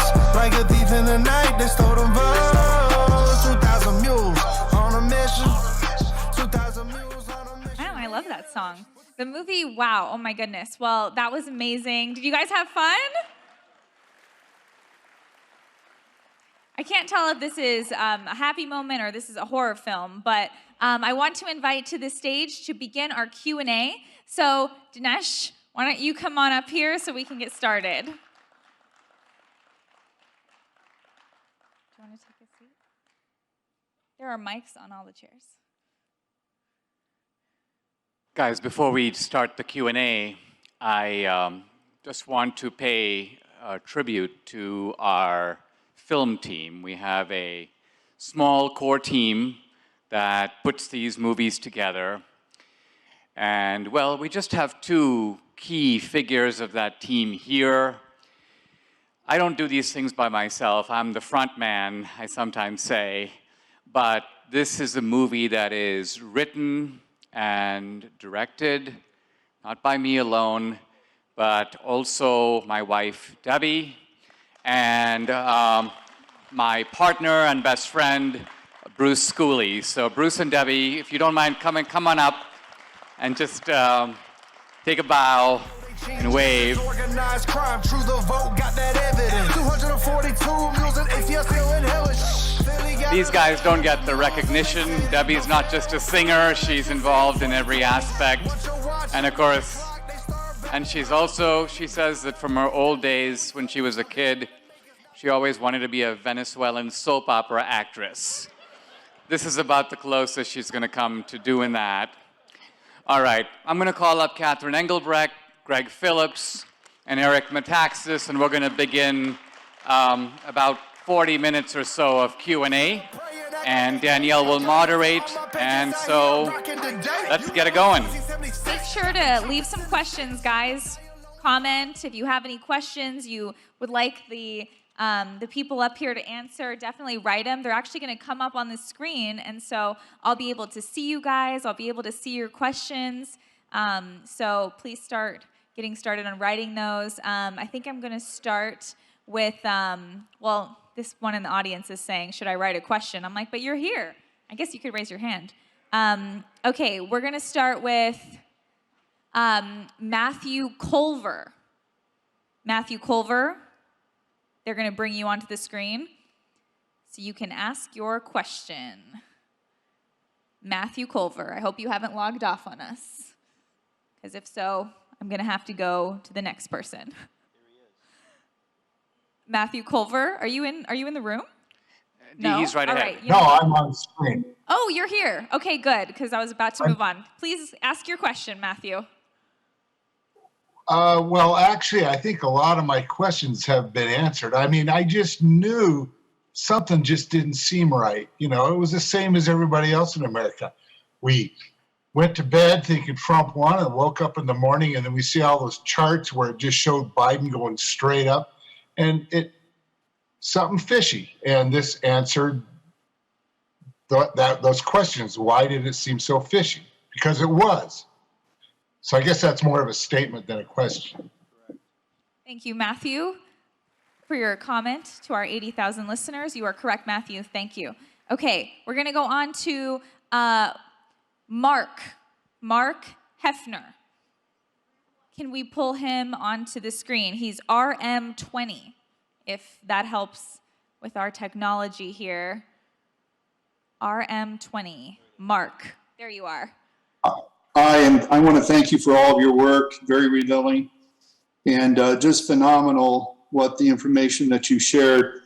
And the big question I have is, how can we change the nature of our country and get back to a democracy and a government for the people, by the people, so how can we do this? Well, how can we turn this around? Because I think this has been going on for a long time. That's a great question, Mark. I think I want to throw that question to Catherine Engelbrecht to answer this one for us of True the Vote. Sure. First, Mark, take heart, because I know just upon viewing this, it seems overwhelming. But the fact is that if we stand together, the sentinel impact of standing together and standing for election integrity will overwhelm the bad guys. There are some process things that we need to do. We need to pay close attention to the inaccurate voter rolls, which are the gateway to vote fraud. We need to stand with our legislators to pull back some of the things that were codified in 2020, like the infusion of privately funded drop boxes, the drop boxes themselves, the removals of checks and balances like signature verification. So there's some practical things that need to be done. But I think one of the biggest things that can happen now is, because of the time that we've just come through as a country, and there have been so many questions about this election, and it's been such a focus, share this movie and use it as a talking point, use it as a conversation starter to wake people up. Because you're exactly right. It's been going on for a long time. In 2020, it was over the top, and now it's time to wake up and get involved, because we can pull this back together, but it's going to take all of us. Thank you so much. Okay, Catherine. Now we're going to go to RM18, James Panagas. Let's see if we can get James onto the screen here. James. I am here. You're here. Okay. What's your question, James? I have so many questions. First, congratulations for putting this film together. Absolutely eye-opening, depressing at the same time. And I guess my biggest question is, what can we do to fix it? You know, we all know that the election didn't go off the way it was supposed to. That President Trump probably should have won in a landslide. And we're now looking at the consequences of an illegitimate government. I mean, what can we do? It just feels Very, very difficult. And I'm sure that this feeling is shared by most of the people watching this along with me tonight. Thank you, James. Okay, I'll throw this question to Dinesh. Why don't you answer this one? You know, our original plan was to include a section in the movie specifically devoted to the 10 things that can be done by state legislatures, can be done by attorneys general, can be done by ordinary citizens. True the Vote has laid out a pathway for things to do, and I would refer you to the True the Vote website, truethevote.org, and all kinds of practical things that you can do to address this. But let me make kind of a broader point here. When I first got involved with Catherine and Greg in this project, I was thinking that the goal of this movie is twofold. Number one, to tell the truth, to blow out of the water the nonsense that this was the most secure election ever, and then to make sure it doesn't happen again. But the more I've gotten involved with this, and the more I've learned about all this, the more I realize that this idea that we just need to move on to the next time is insufficient. Because what about this time? I mean, what about what just happened? What about the possibility that we have a usurper in the Oval Office? I mean, when it emerged that Lance Armstrong had won the Tour de France, 8 times by taking illegal drugs, they didn't say, well, you know what? Let's just fix the Tour de France so this doesn't happen again. They took away his medals. Why? Because he does not deserve to have the fruits of his cheating. So I think that we need to at least give some thought, some serious thought to what the implications of this movie and the power of this evidence and the idea that we can't move forward until we come to a full reckoning with what really happened in the 2020 election. Thank you. We're now going to go to RM17, Silmara Henriksen. If you're there you are. What's your question? Oh, hi. Hello. Question is, we kind of knew that this happened, and what can each person do to help prevent in a small way that in the end you become a wave? I thought about volunteer to be a poll watcher or something like that, but if you guys could please give us information on what can we do in our small ways to help it prevent this from happening again. That's a great question. I'll throw this one to Eric, because Eric's great. I think, in a way, we're getting the same question over and over, because these are the ultimate questions. I forget, because I've seen this film 3 times. When you see it the first time, it's sickening. It's astonishing. And you think, someone must do something. Here's the key, first of all. If you're angry about this, if you care about this, you need to get your neighbors to see this, okay? So it's not about the money. You get 1 DVD and you invite 100 people. Do whatever you want. But if we do not get most Americans to understand what actually happened, their election was stolen. Every one of you who saw this tonight has to get others to see what you saw and ask them, did I miss something? Did you see what I saw?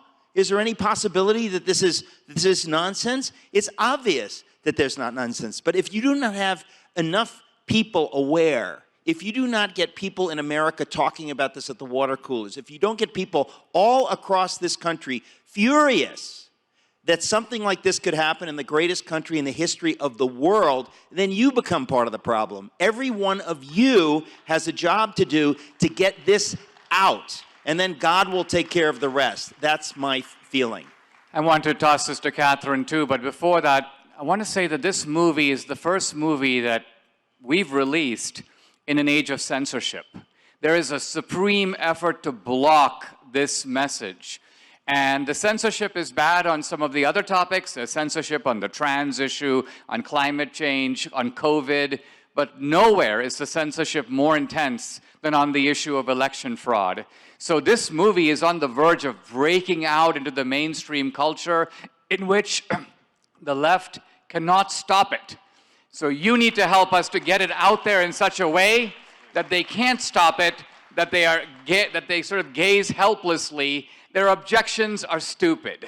They're making all these objections based upon a weak understanding of how this even works. So we can deal with the rebuttals, but it's the chance to get up there and make the rebuttal that matters. And with that, Catherine, talk about what the ordinary citizen says. I'm going to put some time into this. I'm going to do something. What are two things that you would say they should do? Well, go to truethevote.org. We have training up for how you, if you want to be involved in elections, maybe for the very first time, there's such a need for citizen engagement. So there's some practical things you can do. But I cannot stress enough. Look, I've been doing this for 10 years. So much of this, actually 12 years. Seems like it's still 2020 in many ways.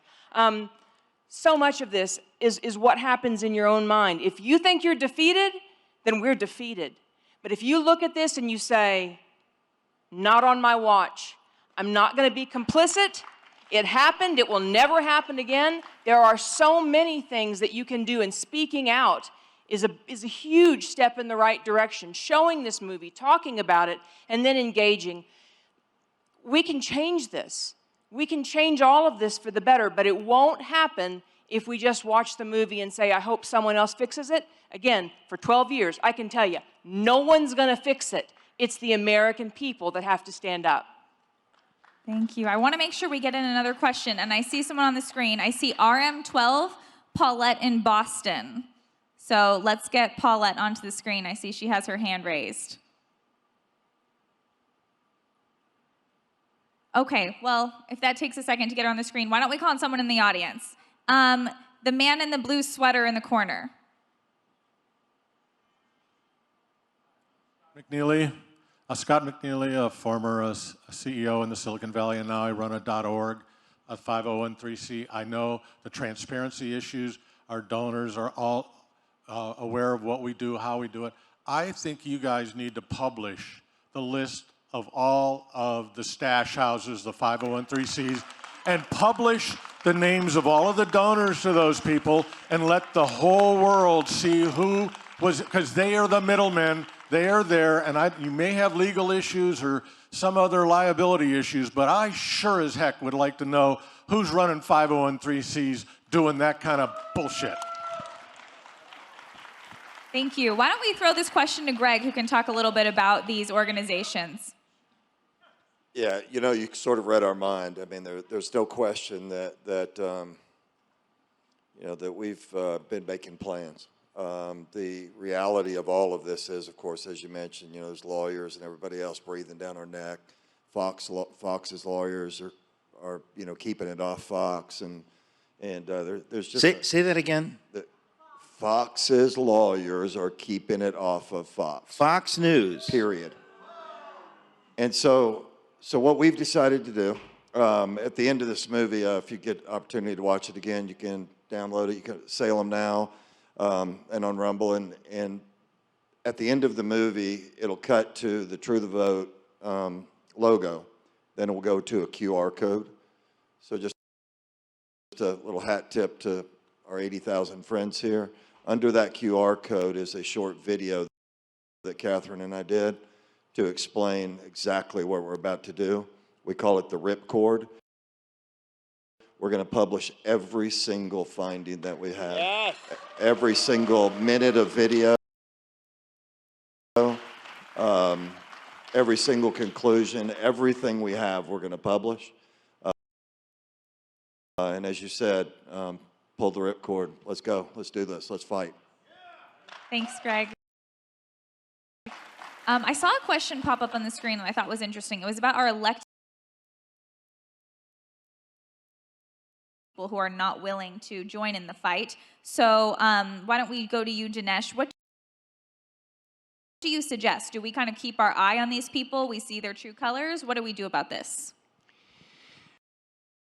Well, and this picks up on a question earlier. One of the things that we can do is wake up the sleeping GOP. The Republican establishment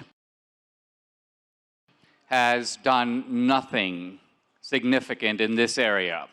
We are in a position to deliver a political suppository to our own leaders and say, listen, you need to move, you need to act. Republicans sometimes have what I call the wildebeest syndrome. They're like a grazing herd of wildebeest. The lion jumps in and eats 2 wildebeest, and the others basically go, let's keep eating, let's keep grazing. Hopefully I'll be the one that's eaten last. By Democrats. But there are others. Arizona has a Republican Attorney General, Brnovich. In Georgia, you've got Raffensperger. And here's a guy who I will say, and to his credit, when he received a complaint from True the Vote with geospatial data, with this information, he's opened an investigation into ballot trafficking, and he has publicly said, I'm doing it in response to True the Vote. But the question is, how sincerely and ardently is this being pursued? Well, Georgians need to make their voices heard. This is across the board. I mean, they want to pack the court because they believe, even if we take power, we'll never dream of packing the court. We're happy with 9. They'll use the deep state against us because they believe, well, even if you come to power, you're too dumb to use the deep state against us, so we never have to worry that you will do the same to us that we're doing to you. And my point is, this needs to change. We need to start acting a little bit like them and giving them a dose of their own medicine. All right, we're now going to go to Paulette in Boston. I think she's here. There you are. Paulette, what's your question?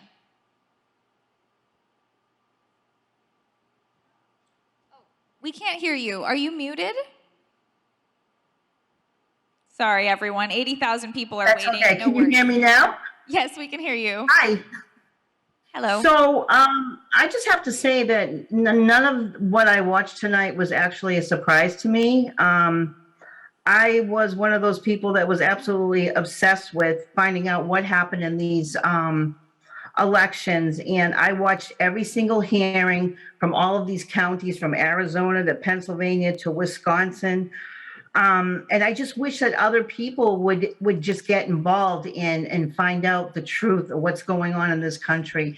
It isn't about the presidential election. It is about the local elections. It's about the school committees. It's about, the mayor's race. It's about the governor's race, the state reps. That's where we need to do all the work. And that's what President Trump is doing right now, is he's helping these people get elected, and that's where we're gonna make a difference, is in the local elections. And I didn't really have a question. I just wanted to make that statement.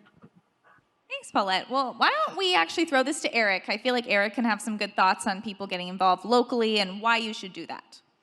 Well, I just want to say, we have been so blessed in this country.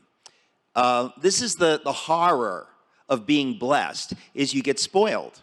You think this is normal.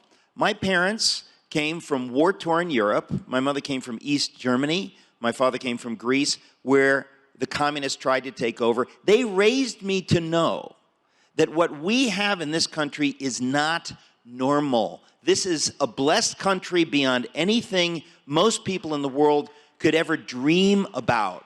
And the problem is that we have been so blessed that we've taken it for granted, and we've allowed things to get to this point. If you want to be free, and not everyone does, some people are lazy and they simply don't care. But those of you, 80,000 who are watching today, you clearly care, and you know people who care.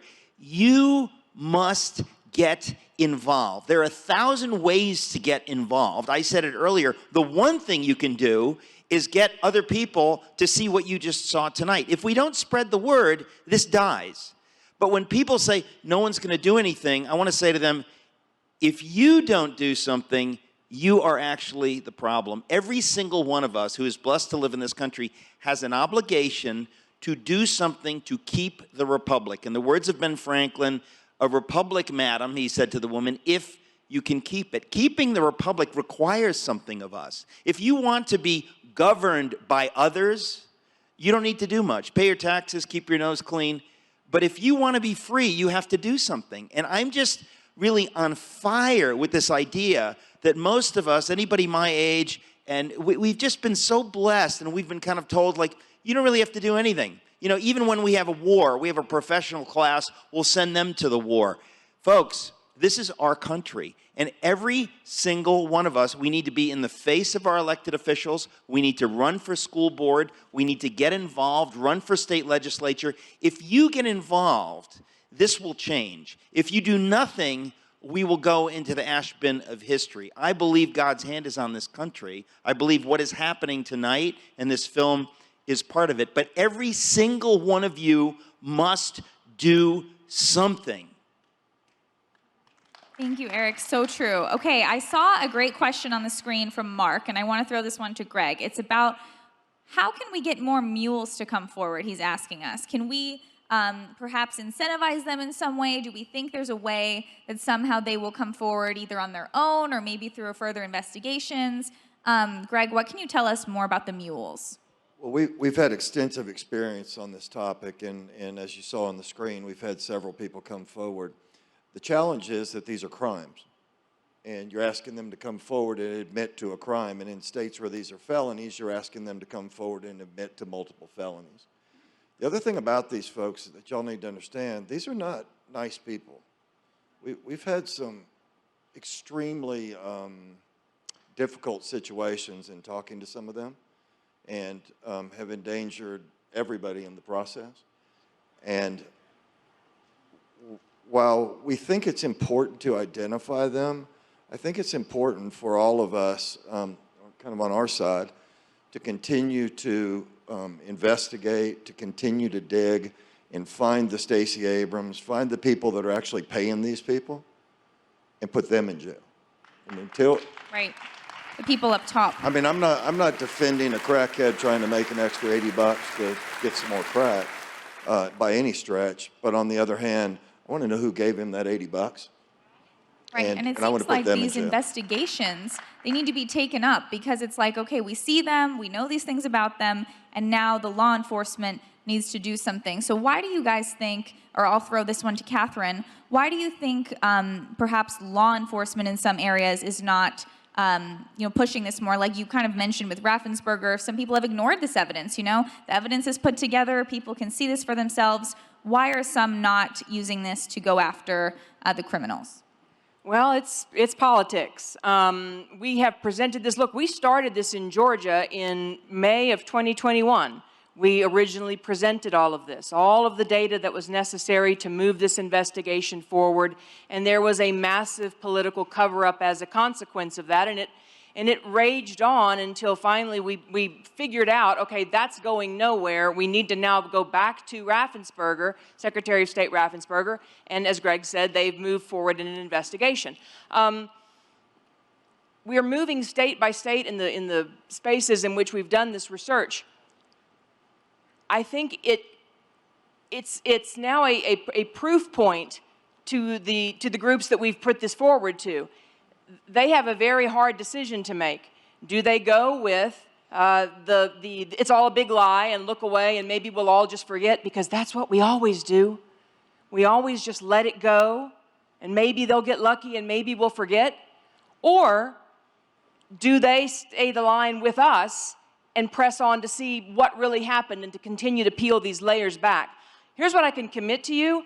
True the Vote, myself, Greg, and our team are not going to quit. We're going to pull back those layers, and they're not going to be able to stop that. Now, it's not difficult. Law enforcement uses the kind of data that we provide them. They use that data all day, every day to solve crimes. If they want to, it's right there for the taking. But in the states where we've conducted this research, and for the 80,000 people watching at home, please encourage your representatives, your secretaries of state, your attorneys general to get on the bandwagon with this, because we're not going away and the American people are demanding answers. And for those of you politicians that may be watching, excuse me, that covered this up, I promise you, we're still watching. And I promise you we're coming back. Okay. I'd like to make a point just briefly about how there are a lot more guilty parties here than were even involved directly in the scheme. And what I mean by this is that the left operates not always by conspiracy, they operate by coordination. Coordination means you've got people who are working to the same end, even though they aren't directly speaking to one another. Think about, for example, how the media suppressed the Hunter Biden story. Did they have a Monday morning Zoom call with CNN, ABC, the New York Times, NPR, PBS, and they all go, listen, let's not touch this one, it's gonna hurt our guy? No, they already knew it was gonna hurt their guy. And so they work in concert, even without conspiring directly with each other. Now let's look at how this operation was put together. Mark Zuckerberg, who might have known nothing about the Mules, but he funds the drop boxes. Without the drop boxes, the Mules have no place to go. Where would they go to? And then you have Mark Elias, Stacey Abrams, and they're fighting tooth and nail with legal teams to weaken signature requirements. Essentially what they're doing is they're taking a bank and they're saying, let's call off the security guards. Let's turn down the surveillance cameras. Let's tell the tellers not to match signatures. Again, they may not be directly involved with the Mules, but they're enabling the heist. Now, the power of this movie is that unlike some earlier work, we don't just talk about this is how the heist was made possible. We actually show you the heist. It wasn't just easy to do, or it wasn't just that the system was vulnerable. We're not just talking about procedural violations. We're actually showing you the thieves breaking into Fort Knox. I think this is what makes this movie different and so powerful. With other types of evidence that, let's just say, cyber warfare, you're not a cyber expert, most of you, and I'm not either. We're not competent to evaluate if somebody else is hacking our election. We don't know. We're going to have to defer to somebody else. But I think with this movie, any person who watches it with an open mind is going to see some very bad stuff is going down. There's no innocent explanation for it. If you read PolitiFact, you read AP, their explanations become nonsensical for anyone who's seen the movie. They say things like, well, maybe it's cab drivers going past the drop boxes. One of the articles says that maybe these mules are election workers. Election workers in the middle of the night wearing gloves and not taking ballots out of the box, but dumping them in? So this is the caliber of intellectual opposition we're up against. We can handle it. You can help us get this message out. It will crush the other side. It will put this issue irresistibly on the national agenda, and the GOP will have to do something about it. Okay, let's go to our next question. Let's get RN03 Desiree lined up while we take an in-person question. Maybe we can get her up on the screen. Let's go to the young lady in the back with the tote bag. You, who's looking around. Yes.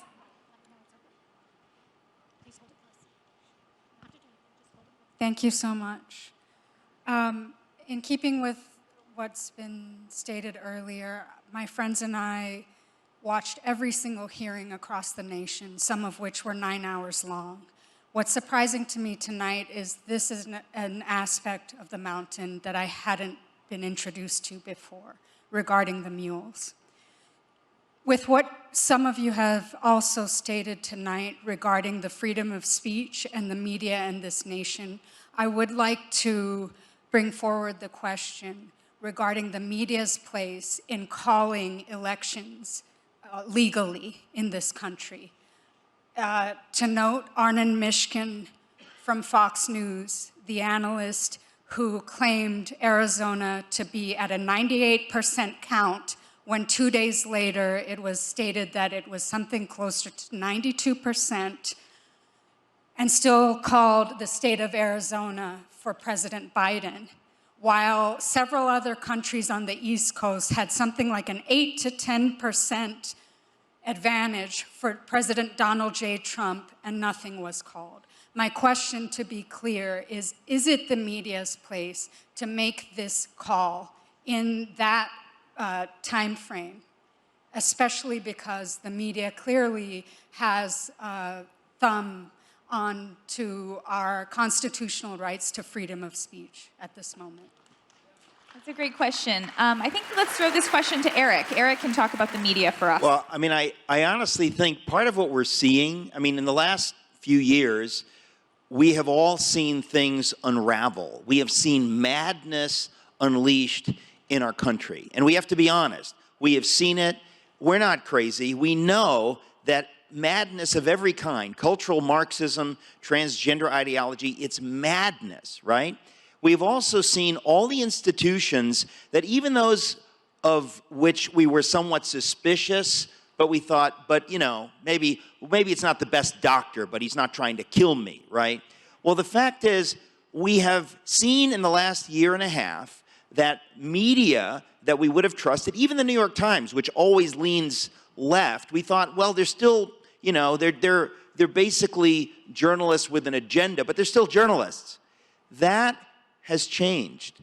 And I think we need to understand that in this new reality, we have to know that the things that once existed, these institutions, whether it's the Ivy League colleges or the New York Times, they are basically dying or dead.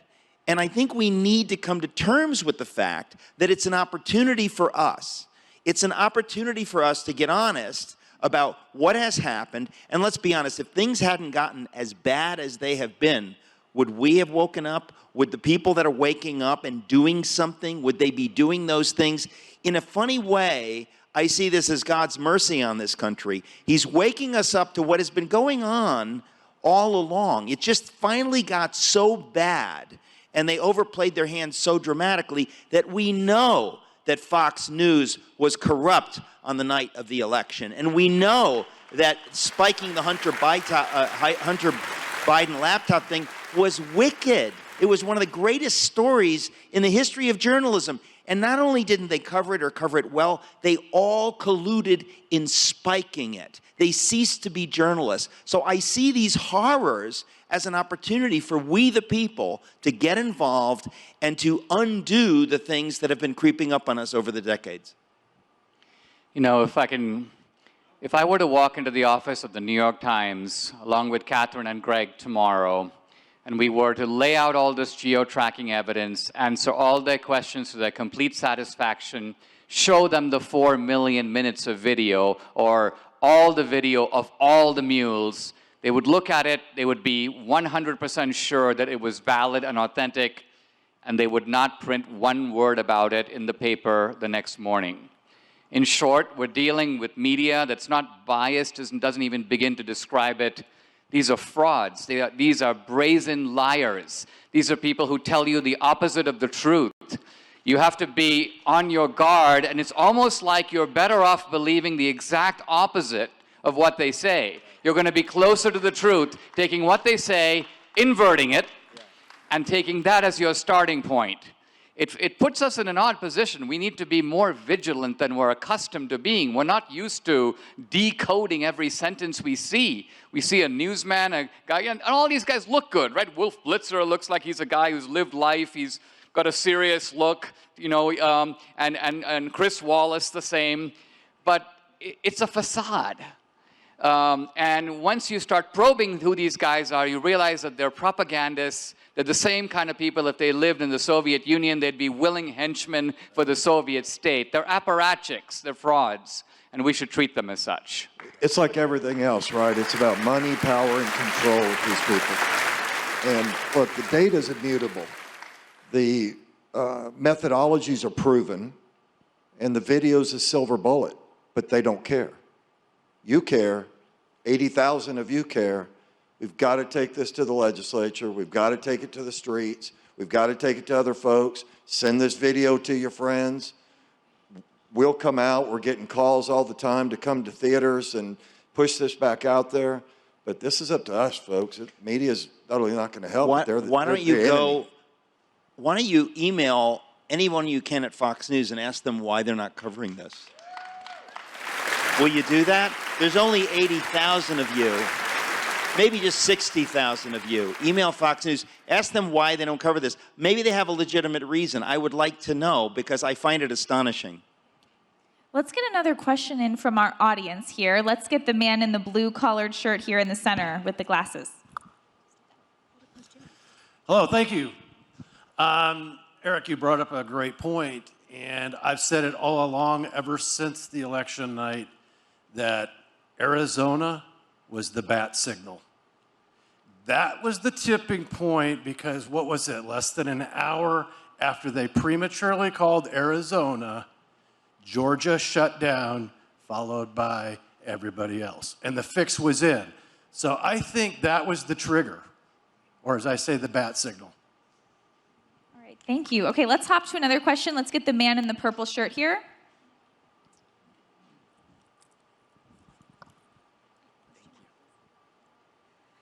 Yes, hi. Thank you for everything you guys have done. My name is Sergio Arellano. I'm a first-generation American, son of immigrants from Mexico,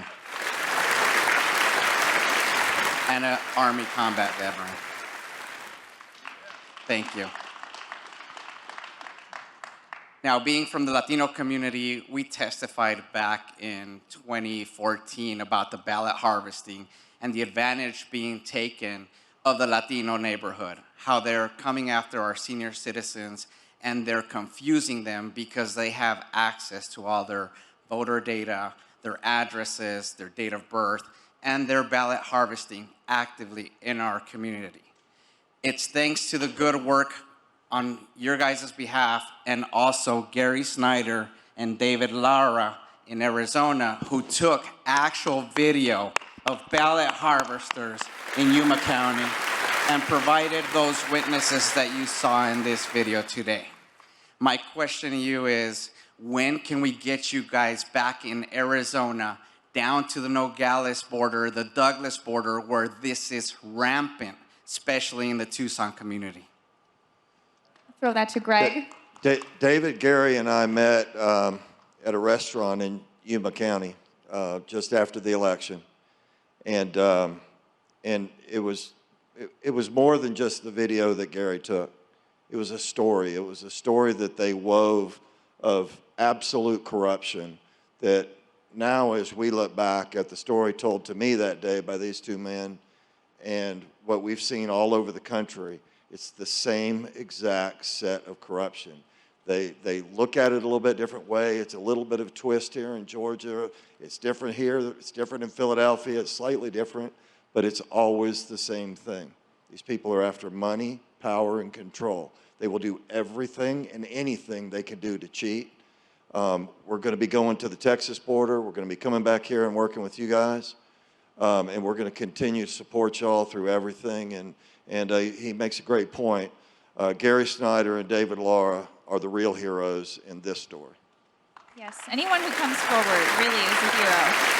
Let's get one of our virtual callers on the screen, maybe while we call on an in-person, but anyone in the back, just feel free to pick a Zoom caller. I'm not sure exactly if they got the last one, but let's pull up someone onto the screen. All right, let's hear from James. You are a little bit, says we the people. I'll let you read the rest, but what's your question, James? I'm not sure if you know that you're on the screen. Maybe while you're thinking, I will go to an in-person. Let's go to the woman in the pink shirt in the front, and then we'll try to get back to our Zoom caller.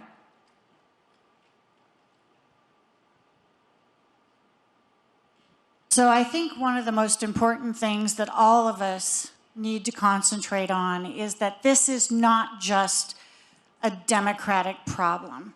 The reason that Republicans are keeping quiet is because Republicans have either benefited or been involved. Yes, yes. So we have to be willing to say, no, it doesn't matter if you're a Republican, it doesn't matter if you're a Democrat. If you're cheating, we're coming after you. Yes. What can we do as people? What can we do in our communities? I have volunteered to be a poll watcher, greeter here in the state of Nevada. But what can we do aside from that to say, we're coming after you? We love our country. We don't love a party. We love the United States and we love the Constitution of the United States. So tell me, what can we do? These are insurgencies, folks. And the only way to counter an insurgency is with a counterinsurgency. Go to truethevote.org, sign up. we'll divvy everything up and try to figure out who's going to do what. People that want to work in the polls, people that just want to help, people that want to contact their legislators, we'll support that. We'll do anything that we can do. We've got to get these rolls clean. That's the most important thing we can do. With dirty voter rolls, that's the heart and soul of every single thing that's going on here. They've got to clean those rolls up. So that's one clear thing. The second thing is we're going to establish those counterinsurgencies in communities all over this country. We describe this as a 1,000-front war. We have to have 1,000 counterinsurgencies, and we've got to establish them. We've got to get people supporting us, people of different, backgrounds, skill sets, everything to work with us to try to fight back with this thing on the ground. While Catherine's team's putting people to work, training people, getting these rolls clean, and doing the things that need to be done. I guarantee you that Catherine Engelbrecht will lead this thing forward.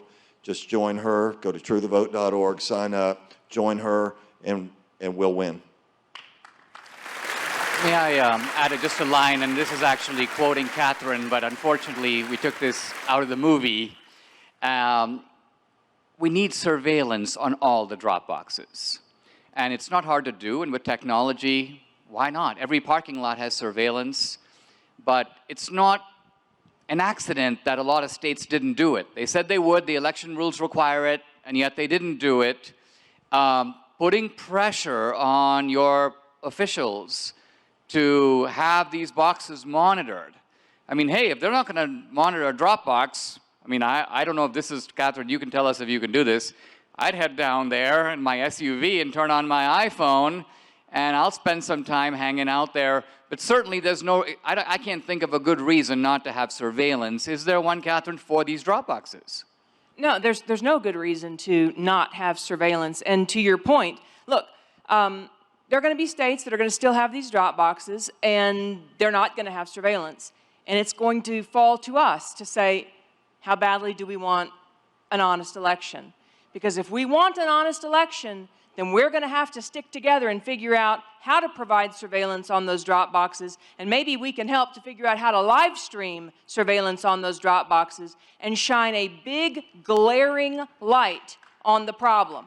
So there's a lot of ways to do this, and I know this question has been asked again and again, and it's because it's the central question that is, itching at all of us. What can we do? There is so much that we can do, but it requires flipping the thinking to waiting for other people to do it, to figuring out how in your local election you can engage. There are so many ways.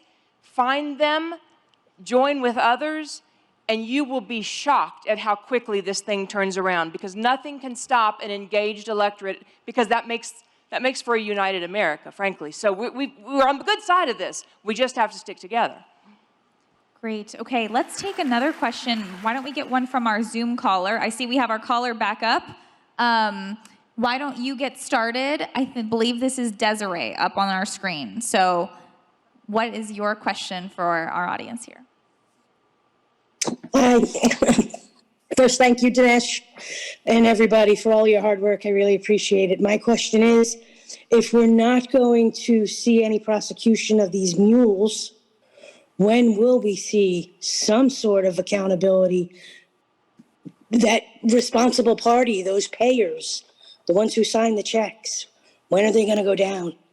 This is some serious evidence. We know where the money comes from with the black monies, with the Soros foundations, the open society things. When are we going to get accountability for that is my question. That's a great question. Is anyone in particular wanting this question? Let me start, and maybe, Greg, you can pick it right up. The first thing I want to say is that very often we use the phrase voter fraud, which implies that the voter is somehow producing some fraud. What you see in this movie isn't really voter fraud, it's election fraud. It's organized. Somebody has pulled all this together. Now, again, it doesn't mean there's a single Don Corleone. In fact, in my view, the Democrats have been doing voter fraud of this sort since the 19th century. I mean, immigrants come off the boat, there's a bunch of Democratic officials to meet them. hey, listen, here's a ballot. You sign over here, we'll fill it out, and here's some money for a bottle of liquor, or go meet my friend Al, he'll give you a job on the dock. And this was going on in the days of Tammany Hall. What changes in 2020, this type of fraud, which absentee ballot fraud, if you will, a mail-in fraud, which was a relatively small part of the election, now became the norm. And so the fraudsters could ramp up 50-fold, and that's what they did. That's what you saw in this movie. The volume of fraud becomes huge. In places like Wisconsin, for example, we don't have much hope in Milwaukee, but Green Bay and Racine were in direct communication with the sheriff's offices in those communities. And so we're super excited about that. These guys that I was just talking about in Yuma County, Arizona, their work has resulted in already a few convictions and some other folks that are on the line here. And in fact, we believe they're starting to roll over, and we hope that that's going to find its way up the pile. In places like Georgia, it's a little more puzzling, right? I personally presented this to the governor's staff in Georgia in the end of May in 2021. They chose to do nothing. For 6 months, they told us they couldn't do anything. Donald Trump name-checked Catherine at a rally at the end of September. The next couple days later, the head of the Georgia Bureau of Investigation went down to the FBI where the data was actually living. An encouraging sign, right? Wrong. What they really went down there for was to dig into the metadata inside of our research, pull out my name, pull out the name of some of my analysts, and then publish it in the AJC. So that's what we're dealing with in Georgia. We are optimistic that the Secretary of State seems to be taking an interest in our complaints, but this is a slow process. We're hopeful, we're optimistic that Arizona piece has resulted in a very substantial inquiries that have come from both the Federal Bureau of Investigation as well as the Arizona Attorney General's office just in the last few weeks. So it's slow but sure. It's very difficult. If I could take a point of personal privilege, watching this video, watching 4 million minutes of video is mind-blowingly difficult. Our lead analyst, John David Phillips, has spent literally thousands of hours just looking at this video, turning it back, looking at it again, looking at it again. But Bruce, whoever on your team pixelated that dog in the dog video, that's the greatest cinematic hat tip in the history of film. Yeah. So just know that all of us love that, and even President Trump mentioned it to me the other day where we were walking out after the... They pixelated the dog. Yeah, we were walking out after the thing was over, and President Trump said, "So what's up with the dog?" Said, well, that dog has I thought I maybe saw that whistleblower, exact maybe he's an same dog informant. outside the studio. Hey, I think the dog may be on the premises. Yeah, maybe we can turn that dog over to Kemp and tell him that tell him that's the informant. Anyway, Well, that was great. let me make a quick point about Raffensperger. He has a chance to be a real hero. It's hard for him. Why? Because right after the election, he declared it was secure. You remember he got into that verbal spat with Trump. He was lionized by the media as a hero. So for him to say, I was the sheriff, and a major heist was going on right under my nose, and I was too dumb to recognize any of it, this is not easy. I think this is a little bit of that inertia on the part of a man of pride to admit that he got completely suckered, that the Democrats outwitted him, they got a consent decree he should never have signed, and then they basically robbed the bank right under. But nevertheless, as a patriot, I'm just calling on him to recognize it's not about him, there's more at stake here. And he is actually, precisely because he was built up by the media into this kind of hero of election integrity, savior of democracy, for that guy to look at the evidence and come out and start pursuing these investigations and then with subsequent arrests, this would be a total game changer. And let's just say he better do the right thing. Because if he doesn't do the right thing, we're going to come after these people. This is called corruption. We need men and women of honor representing us. And if you're not a man or a woman of honor and virtue, willing to do the right thing and pay a price, because sometimes you got to pay a price. If you're not that person, get out, resign, or we will throw you out because you don't deserve to represent the American people.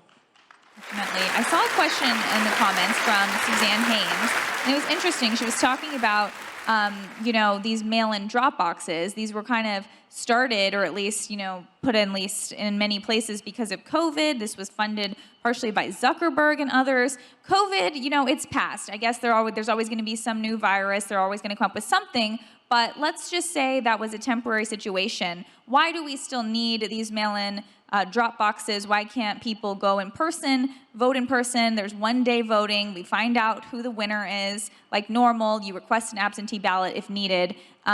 Does someone perhaps want to talk about this COVID excuse, Catherine? Oh, I mean, that's what it was. It was a COVID excuse. And there were hundreds of lawsuits and changes in state processes, and we all sort of just watched it sort of slack-jawed, like, wait, what? What's happening? We're not going to look at signatures, and postmarks aren't going to matter, and you can submit your ballot 3 days after the election, and,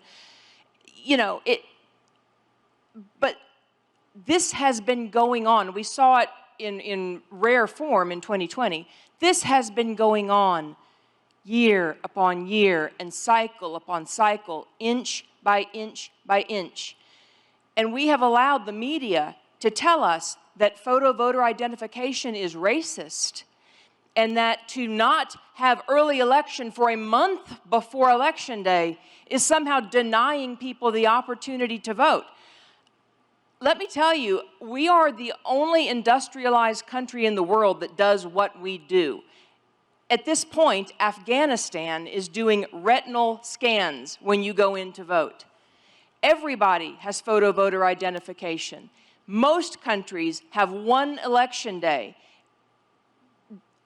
We have to begin to understand how far to the left this process has been pulled and then work to pull it back. And that's a key, because you see the countries that have one-day elections and that are very hands-on, that are voting with paper ballots, for example, that requires an engaged citizenry to help support that. If the citizenry is not engaged, then the only thing that the government can do is hire it out. And guess who they're hiring out? People that are there for a check and not there to defend liberty. So it takes a mindset difference, and it's going to take time to peel all this back. It didn't happen overnight. A lot happened in 2020, and unfortunately a lot was codified post-2020 that now is the norm. But we can start now peeling it back and being engaged. And again, I know I just keep coming back to it. There's reason for great hope if we stick together and keep pushing. But we have to push. Otherwise, this is all going to be, it's all going to be swept under the rug and forgotten by 2022. And I think a great way to keep our citizenry engaged, like Catherine was saying, is for people to watch this film. Because if people don't know about 2000 Mules, if they don't watch this movie, then they're not going to be convicted. They're not going to be convinced about what happened in 2020. They're not going to spread the word. And ultimately, they won't hold our actual officials accountable. So if you're looking into a politician and they haven't mentioned anything going on with 2020, then that's a red flag. There are honestly only a few who are really hard on this issue. So let's go to another one of our in-person people here. Let's go to the lady in the black dress over here.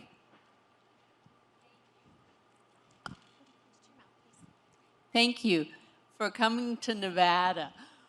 Unfortunately, this is one of the worst states for voter fraud. And one thing that troubles me is that recently they legalized ballot harvesting. What can we do to say no? I think one of the things that needs to happen, and this is a not so direct answer, but it's super important. Ballot harvesting and ballot trafficking in this case is much, much, much more difficult if the voter rolls are clean. We built an app that that Catherine and her team have recently launched, IV3, iv3.us, and it allows. I've seen a number of questions go across the screen up here. What's our legal strategy? What are we going to do? Where are we going to hire the lawyers? What are the lawyers going to do? Let me tell you something, folks. Forget the lawyers. They're not going to help. IV3 allows everyday citizens to log in and challenge illegal voters on the app and do it automatically.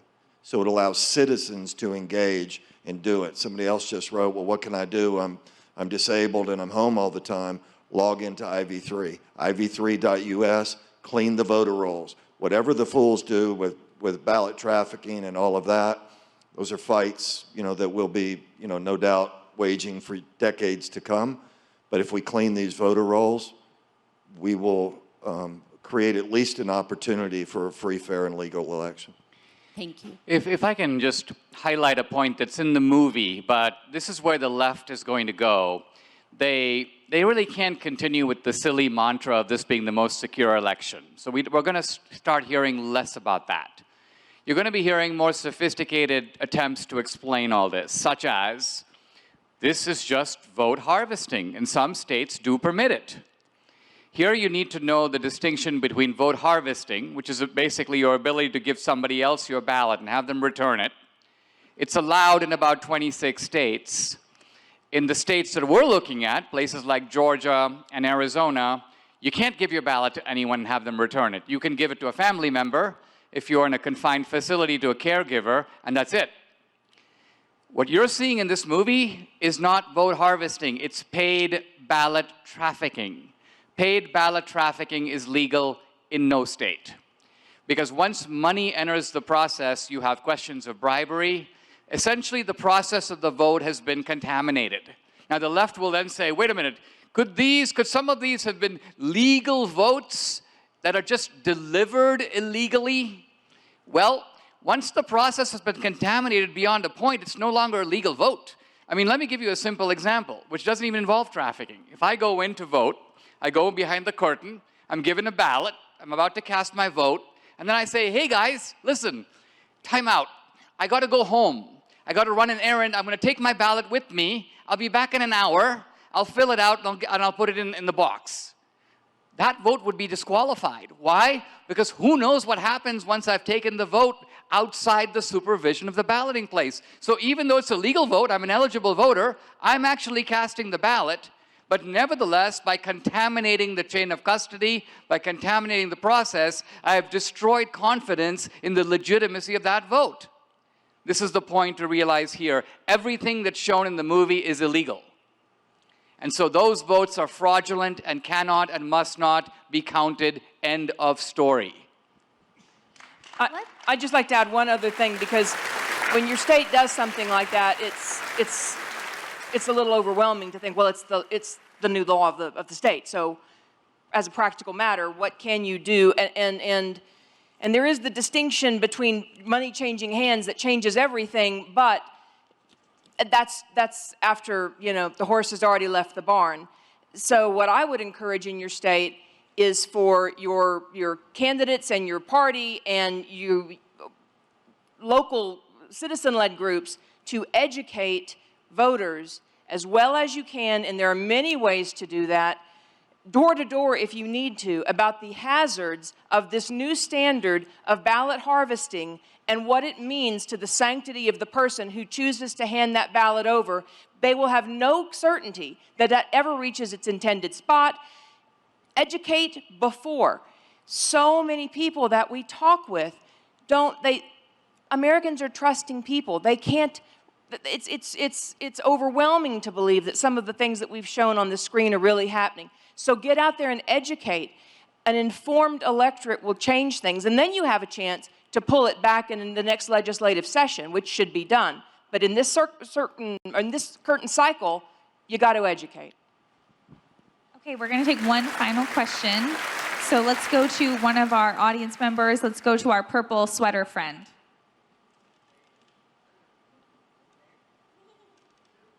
The lady right over here in the purple sweater. I think you had your hand up, ma'am? No, not anymore. Okay, never mind. Let's go to the man right next to her who's waving his hand, standing. Thank you very much. I have to thank Eric, Dinesh, Greg, Catherine, you're in San Luis. Thank you. Y de la comunidad hispana de San Luis, muchísimas gracias. Se los agradezco sinceramente. What's happening is like you saw in the movie, the cartels are holding the Hispanic community hostage. Our communities are held hostage by the cartels, el cartel de los cazabotos. Thank you for paying attention, taking the time to go video. You have no idea, 22 years of fighting this, and now somebody paid attention. We need your help. Thank you. The other thing is, and several people mentioned this, and I think everybody has to pay attention to one thing. The problem, the big problem that you don't know about, where the money's coming from, the deep state, and there's Republicans. Deep Republican money is financing the voter fraud. Yuma County is corroded with Republican money financing the ballot harvesters. You have Sergio, you just talked right now. Sergio's a war veteran. You have a veteran, Latino, Mexicano, who gave his life to fight for the right to vote. We have Barry. I mean, my God, I can go on and on and on. What I'm trying to say is we need help. Latino communities were held hostage by the cartels. It is the same thing as the drugs, just like the lady said. I wanna thank, my God, there's so many things, so many people I want to thank because this movie is finally putting the spotlight of where the problem is. And we have Gary. 22 years of fighting this would have amounted to nothing, zero, until Gary Snyder, who's running for Senate, finally he popped up and he helped me. Greg, Catherine, you were there, right? And my God, through the vote, Dinesh, Eric, folks, you have no idea. This is deep. 22 years of fraud, corruption, coercion, manipulation, intimidation. I mean, it is beyond what everybody thinks here. But the problem is, stop and think, there's deep Republican money financing this. It is favors, corruption, contracts, everything that you can imagine. Do not trust your local GOP members. You have to question everybody and everything. And Catherine, Greg, correct me if I'm wrong here. The evidence that we submitted in Arizona was right after the primary in 2020. That's right. Mark Brnovich could have stopped the fraud. They cheat each other more than they cheat us. Sorry, we handed guys, over. we're running out of time a little bit. Do you have a question to end with? Let me sum up, if I may. The only thing I want to end with is the only person besides you folks is the only person that helped us is James Lehman. That is it. Thank you very much. Gracias a todos. Gracias. Thank you so much. Guys, let me close this by saying, first of all, thank you to our live audience. Many of you have traveled a long way to get here. We really appreciate you. And man, 80,000 people around the country, maybe around the world. This is unbelievable. We see some of you. I wish we could see all of you, but we thank you for your interest in this and your interest in this movie. When Catherine and Greg came to our house, Debbie and me, we looked at this evidence and I realized it was of a caliber, it was completely different than anything we've seen before. It doesn't cover all the fraud, but it covers a big area of fraud, and the fraud it covers is enough. And we convinced Catherine and Greg, and I hope we made the right decision, to say, look, let's put this, you have all this rocket fuel, let's put it in a missile called a movie, and then the movie itself becomes a kind of weapon, a deadly weapon to get the message out there far beyond our wildest imaginations. And this event today is one example of that. So I want to urge you, if you will, to become a kind of missionary, if you will, for this message and for this movie. It is our best work in telling this story. I honestly believe that ordinary people, the ordinary Democrat doesn't want to win an election by cheating. So if we can get this message and put it in front of the American people, that alone would have huge cataclysmic consequences. That would be an essential first step to fixing this problem, bringing us back to the country that Reagan talked about so movingly when he spoke in 1984 in that poignant phrase, morning in America. Thank you all for being with us. Thank you and good night. Thank you, everyone, so much for being here. We really appreciate it, your time. Make sure to watch 2000 Mules. Spread the word to all of your friends. Go to 2000mules.com. Make sure everybody knows all about this film. Thank you all so much for tuning in tonight.